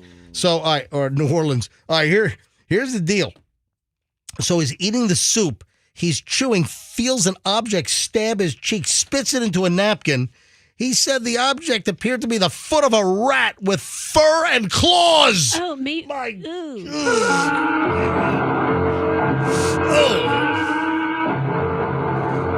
man. Maybe, like a rabbit's foot, like a lucky rabbit's foot. Maybe someone was carrying around a lucky rat's foot. Dude, I saw a video of, I follow a YouTube page of restaurant incidents. Right. And there was a guy in a Mexican restaurant. Yeah. And he looks over to the left and people start screaming. And there's a rat that's like this big climbing up the wall. Oh, God. And he goes, oh, man, like that. And then one of the cooks runs over and like Michael Jordan jumps up and grabs it. Are you and serious? runs in the back. And the guy's like, they're too good at this. They've done this before. We leaving.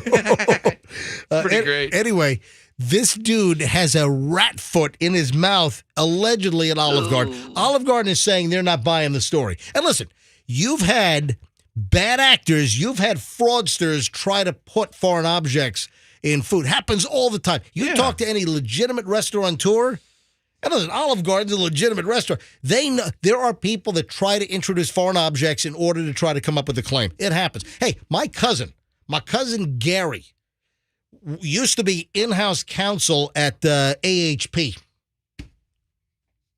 American House of Pancakes? No, American Home Products. Oh, okay. So American Home Products, they since changed their name, but they had all kinds of consumer brands. They had like Easy Off, like oven cleaner, if I'm not mistaken. They had I think Chef Boyardee. I think American Home Products used to be the owner of Chef Boyardee, and he would tell me that people would claim that little mice were inside their cans of like raviolis or ABCs and 1, 2, 3s or. Who was the famous Topanga from Boy Meets World? Her husband, remember the Cinnamon Toast Crunch? He put a shrimp tail in it, and it turns out he faked it or something. He tried to put a shrimp tail in Cinnamon Toast Crunch. Really? Wow. No, you did the story. Oh, I think we did. We do a lot of stuff. Yeah, I can't remember everything. But my cousin said that their lab technicians, they could tell, they were able to prove in court, if they tried to take them to court for like a foreign object, and they had people try to put literally mice and rat parts, and they were able to chemically tell whether that was actually cooked in the can. They were able to prove it in a court of law that it did not happen. So, listen, Olive Garden is saying, no, there was no rat foot in the restaurant. So listen to this.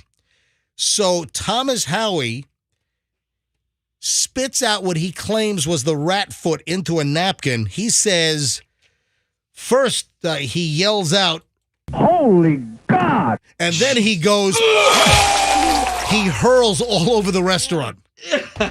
Good. Jeez. Endless breadsticks, endless salad and soup, right? And then I guess endless. So he said he just heaved. He threw up right in the restaurant. He was mortified. He said in a statement released by his attorney, Daniel Gwynn, not to be confused with Fred Gwynn. No. Yep. Yes. Not at all. The incident allegedly resulted in several days of nausea, vomiting, anxiety, followed by depression and paranoia, according to the complaint. Olive Garden on Tuesday this week questioned the veracity of the claims. We have no reason to believe that there's any validity to this claim, an Olive Garden representative said in a statement to the Detroit News. At the time of the incident, Howie said the restaurant's management did not seem to take the matter seriously and even joked about it. Until this happened, this was my favorite restaurant. I still can't believe it. The foot left a cut in Howie's mouth that required treatment with antibiotics and a tetanus shot at an urgent care facility. He filed a police report and brought the rat's foot to the Warren Police Department. Yeah, on the way there, he heard round and round and had a meltdown. Yeah. So it's a good rat joke. Yeah. Thank you. Yeah, so anyone with any CSI stingers here? Anybody? Oh, are we doing CSI So stingers? he walks into the Warren, Michigan Police Department and he says, I got one. I just found a rat's foot in my soup at Olive Garden. Froggy Caruso, I'm ready. Looks like they're trying to get a leg up on the competition. Or how about this one? Yes. Hello, Warren Police. I just had this rat foot in my soup at Olive Garden. I guess you could say he really put his foot in his mouth. All right, these are just bad jokes. It's really, it's like bad dad jokes with like a sound effect. You got it? Let me hear yours, Froggy. If yours is so much better than mine. All right, shut up and I'll do it. All right. Look at this. Looks like a rat got his tongue. Because, instead of a cat. And that's better than mine? Way better than Yes, yours. Roxanne. You want to play? Yeah, I don't know how good it is, but Come I'll on, just do try. it. You got to do it in the voice. Okay. Yeah, do it like David Caruso on CSI before they cut to the intro. Go. This story sounds suspicious. I smell a rat. That's good.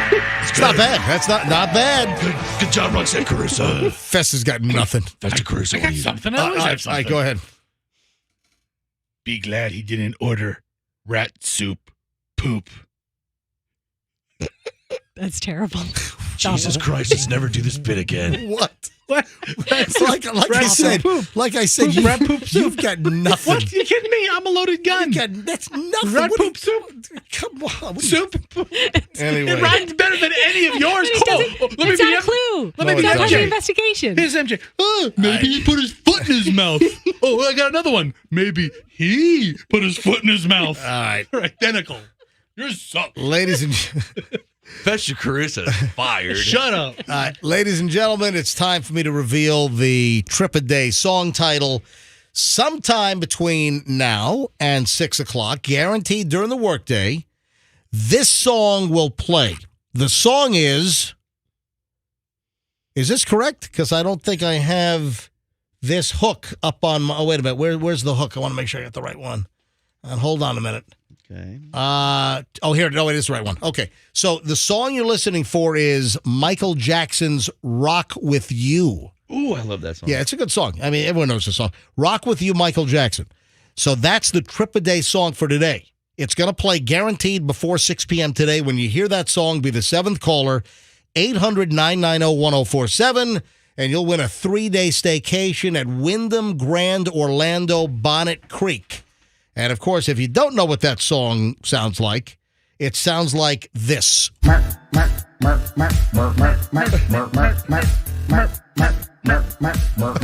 of Jacko's best work. I'm sorry. It does not sound like that. No. It actually sounds like this. Ting Kapalana one don't ching pow. Hedi Kapalua kama Tennessee tea. Boom mama chakapana one is now free. No, it's not that one either. Michael Jackson's Rock with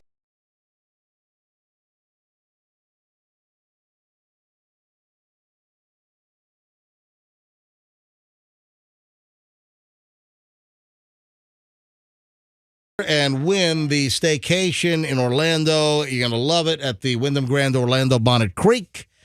And Fester might even try to crash the place and swim in the pool with you. And he'll clog up the pool filters with all his back hair. Dude, get me a spare get me a spare room key, and I'll go all the time. All right. So I want to follow this Olive Garden thing. Roxanne, can you put this in your let's follow up on this file and see what happens? I don't have one of those, but sure. Yeah, please. You have an LFUF file? Let's follow up. All right, I got to do the Ford F-150 story. This is pretty crazy. Listen to this. And I like the F-150. I would easily own an F-150. Listen, I would own all the major brands pickups. I would own a Ram. You're no kind of a truck guy. I would own. I mean, I know that there are folks that are very specific. I'm only a Chevy guy. Only a GMC built tough guy. I'm only a Ford F-150 guy. Or you know what? I'm thinking about getting an F-250 dually. What do you think? Yeah, buddy. My dad took me to a truck pull when we were kids. Yeah. When I was a kid, and half the stadium were Ford people. They half were Chevy. They were getting pissed about it. They'll fight each other. Ford, Chevy. Yeah. Ford. What about the Ram guys? Yeah, Ram builds a nice truck. They do. Yeah, They're beautiful truck. All right, so here's the deal. Phil Floriday was driving his F-150 when the truck's audio system suddenly blared an excruciatingly loud sound. It was a crashing sound. He said it was like glass shattering, then blaring static. Oh, that's awful. He said his ears rang for days. He said, my first thought was that one of the neighbors must have hit a golf ball that went through the window as he was driving by, because that's what it sounded like. He took delivery of his 2022 model year truck last summer, and it happened to him in the last fall. And I guess there's a problem. It's some of the newer pickup trucks and large SUVs, drivers of these Ford products are reporting cases where the speakers just blare out, but blast this like loud, abnormal noise, and it like scares people to death. I mean, they're jerking their steering wheel. They're like, oh my God, what is that? There are online forums of F-150 owners who've been talking about similar issues. They call it like a sonic boom or an ear-piercing static. That's awful. And they're not able to turn it off. Some say it stays on for 15 minutes. What the? Oh. What do you... Christine. I mean, it's crazy. I mean, I don't know if any F-150 or Ford SUV drivers have had the issue. Listen, Ford makes a nice product. I drive any one of Ford's products. Oh, yeah. I've owned Fords. I had like 3 or 4 Ford Mustang GTs back in the day. Yeah, buddy. I did commercials for a Ford dealer. I drove a variety. I had a Ford F-250 for a couple of months when I was driving. When I was doing endorsements for a Ford dealer. We believe you. Had to get you a ladder. But that's interesting about this. I don't know if we. What are you saying? I just said I was the one that had to go get you the ladder. Oh, what? For me to climb in? Big truck. Yeah, you're a big truck. It's a big truck. You're a funny guy. What, you still think my jokes aren't funny? You're a funny dude over here. You know what? Just out of curiosity. Yeah. If you've had the static problem, I'd love to hear from you. Have you had the static go and the crashing noise happen in your F-150 or other Ford SUV? I'm just curious. But this was a Wall Street Journal story that I saw yesterday. I just thought it was interesting. All right, 800-990-1047 if it's happened to you. I'd love to hear from you. 800-990-1047. So if we get any calls, we'll do it in the next segment. Final chunk of the MJ Morning Show is next. Speaking of cars, let's talk about one of my great clients.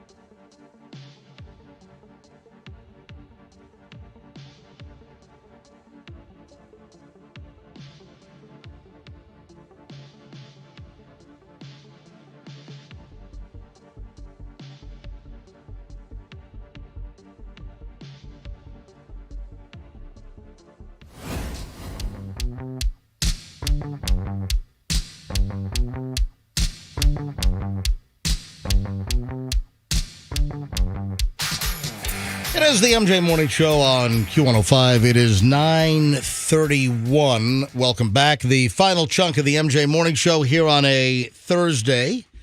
We appreciate you listening. Great winner this morning. Carlos won the Lukens Mark Wahlberg VIP package this morning.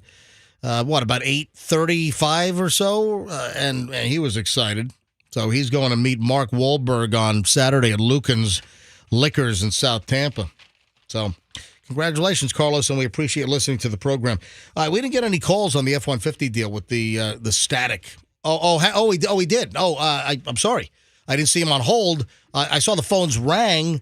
Andrew says we got to call a couple of people back. Let's just call one back because I got a lot to do. We only have 10 minutes or so here, 12 minutes before we got to shut the show down. So just give me one caller. Just call. What, you got four? He got 4 calls on the F-150 deal.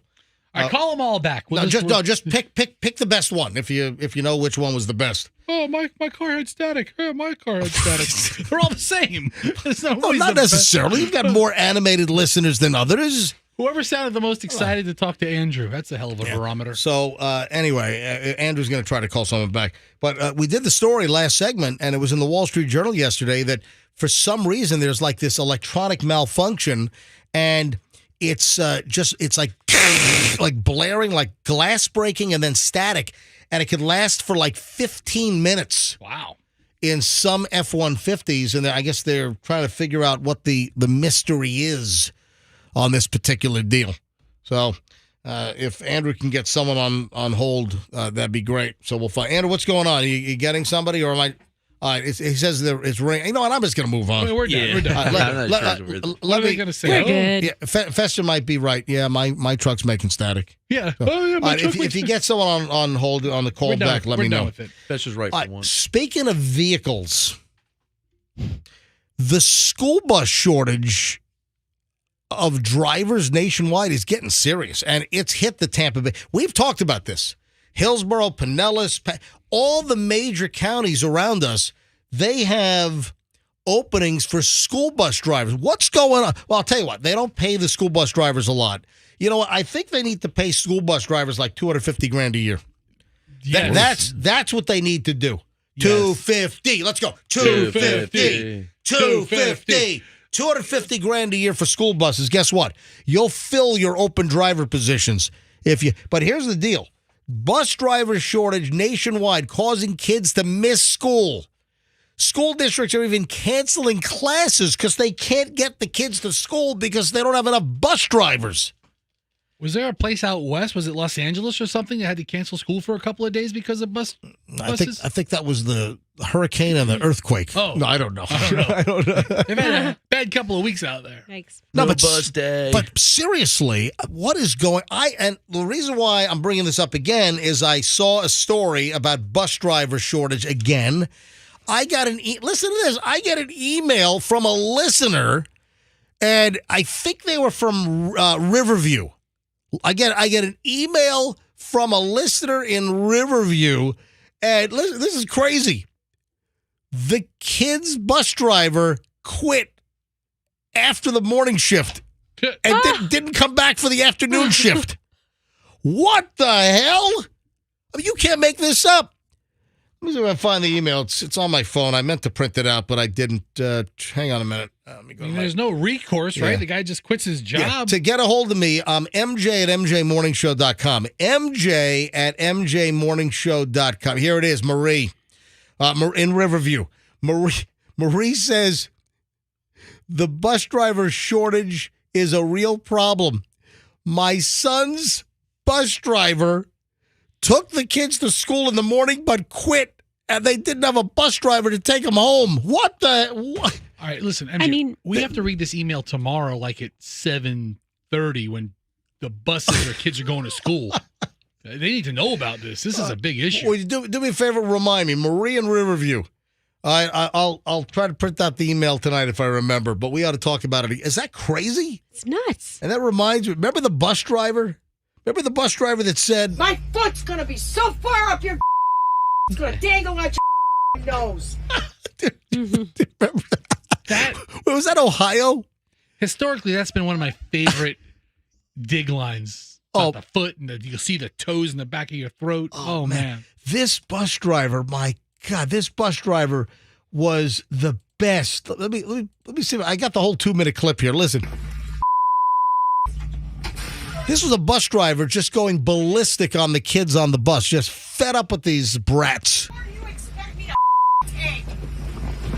Give me the perfume. I don't know. Give me the perfect. Was that like an Ohio story where the bus driver was upset because someone sprayed perfume on the bus? I didn't do anything. I can freaking smell it. I didn't do anything. I didn't spray anything.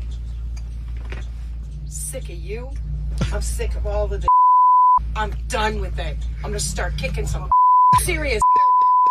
Do you hear me? Yes. My foot's going to be so far up your it's going to dangle out your nose. I'm done with you. That phone in your bag. Now you give it to me. All right, fine. I'm done. God dang it, I can smell it. I didn't spray anything. I'm allergic to the Open her I didn't spray anything. They just like to right in the big backpack. I got to be honest. I'm thinking a bus driver like this might be an entertaining ride home. What do you think? No, she sounds like a real, entertaining for us. A raging lunatic. I wouldn't want to be like a 12-year-old. You like to start too. You're no innocent angel here. I'm done with this. Done. I've had my fill. I'm done. Was it Amherst, Ohio or something? I'm trying to look up the and story. Then the bus driver was fired for this tirade. Done with it. I'm ready to walk off this bus right now and let you people walk home. I'm gonna let you off on the middle of this busy highway and make you walk home. So the other side of that story was somebody opened up a GoFundMe for the bus driver, and she made more money than she probably makes in like a decade. $60,000 in donations. I'm looking at Fester's story that he just dug up. How much more do you think anybody can freaking take? Shut your mouth. I don't want to hear another word out of your mouth. Okay. This goes on for another minute. You want me to bring this up again tomorrow Yeah, morning? do it. And the Riverview letter? If you're going to talk about school buses, Yeah. let's try to bring it up when kids are getting ready to go Like to school. 7:05 or 7:30 tomorrow? Yeah. My friend Tom reminded me, she's like the bus driver from Billy Madison that Chris Farley played. Remember him? Oh, yeah. Remember that? Yeah, I do. Yeah, you're right. Right on. All right, moving along here. How much time do I have? All right, I got a couple of minutes to squeeze a couple of things in. I know I'm a couple of days late on this. I just didn't get around to it, but this is a story we talked about. You remember months and months ago we talked about the whole recycling scam? That, I'm Mr. Recycle in my house, but it's always a little disheartening when you hear that, what percentage of what you put in the recycling bin and you roll out the green recycling bin to the curb. You always hear the stories about how little of that actually gets recycled. And they have this issue in Clearwater where residents are going to get, a refund on their city sanitation bill for a period of 6 months because there was a big service issue.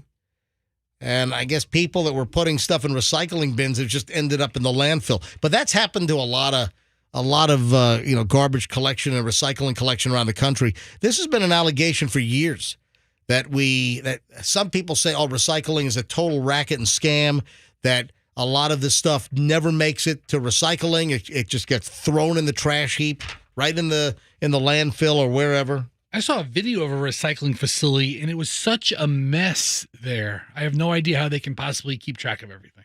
So credits in Clearwater are going to begin October 1st, about $20.28 for single-family customers.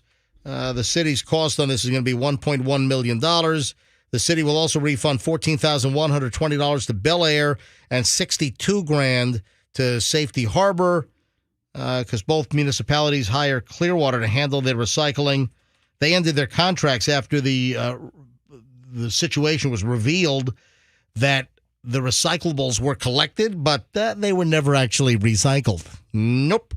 So, case in point, we've talked about this several times on the show about is recycling a racket in many cases.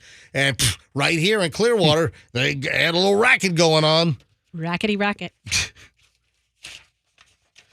Anything else you'd like to add? It is a rackety racket. You just had to get something in. So you said rackety racket. Rackety racket. Rackety racket. It's rackety. Roxanne has not spoken for 4 minutes, so she had to just make her imprint with rackety racket. Rackety racket. Oh, boy. All right. Oh, that rich men north of Richmond guy. Do you see how much money he's raking in a day, apparently? Oh, gosh. I'm so tired of this ginger. Oliver Anthony?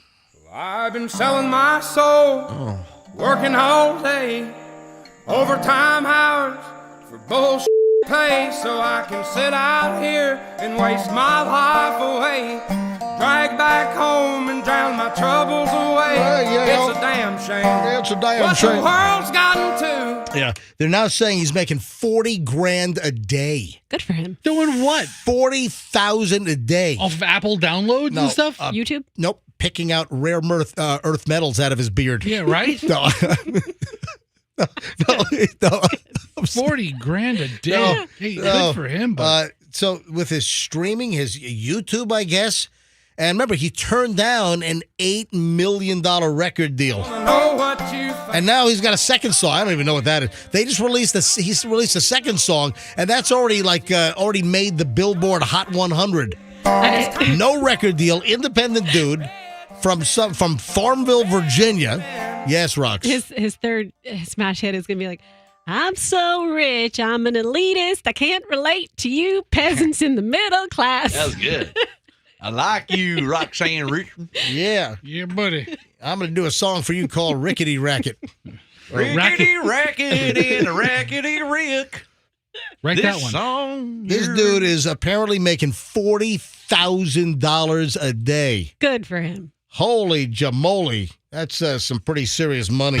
Anything else, guys, before we get out of here on a Thursday with a Friday show straight ahead? Oh, Fester, remember, I got to leave right away tomorrow. So, I got to pick you up too. Yeah, you got to pick me up. Crap. You got to pick me up at the house tomorrow morning, and then you got to take me right to the airport. Please, dude. No, listen, just so we're clear, you have to sit in the back seat. What do you mean I got to sit in the back seat? I have no passenger seat seatbelts. What? You know that. Like the little retractor thing for the seatbelt. Well, did I sit in the back last time? Going home when you had the kidney stones, you remember you had to puke? Remember you were videoing him? Oh, that's right. Yeah. So, when are you going to get the front passenger seatbelt fixed? Never. I don't want What do you anybody mean riding never? with me. I don't want anybody riding with me. Oh, my God. All right, folks. You ought to see how much stuff I did not get to today. I've got a whole show, and, well, we're back here tomorrow at 6 a.m. So heads up for the Trip a Day song. We gave you that title about 9:15 this morning. Hopefully you'll win the Trip a Day later on. Congratulations to Carlos. He won the VIP treatment to meet Mark Wahlberg at Lucan's on Saturday morning in South Tampa. Folks, have a great one. We'll see you back here tomorrow on the MJ Morning Show on Q105, and let's be careful out there.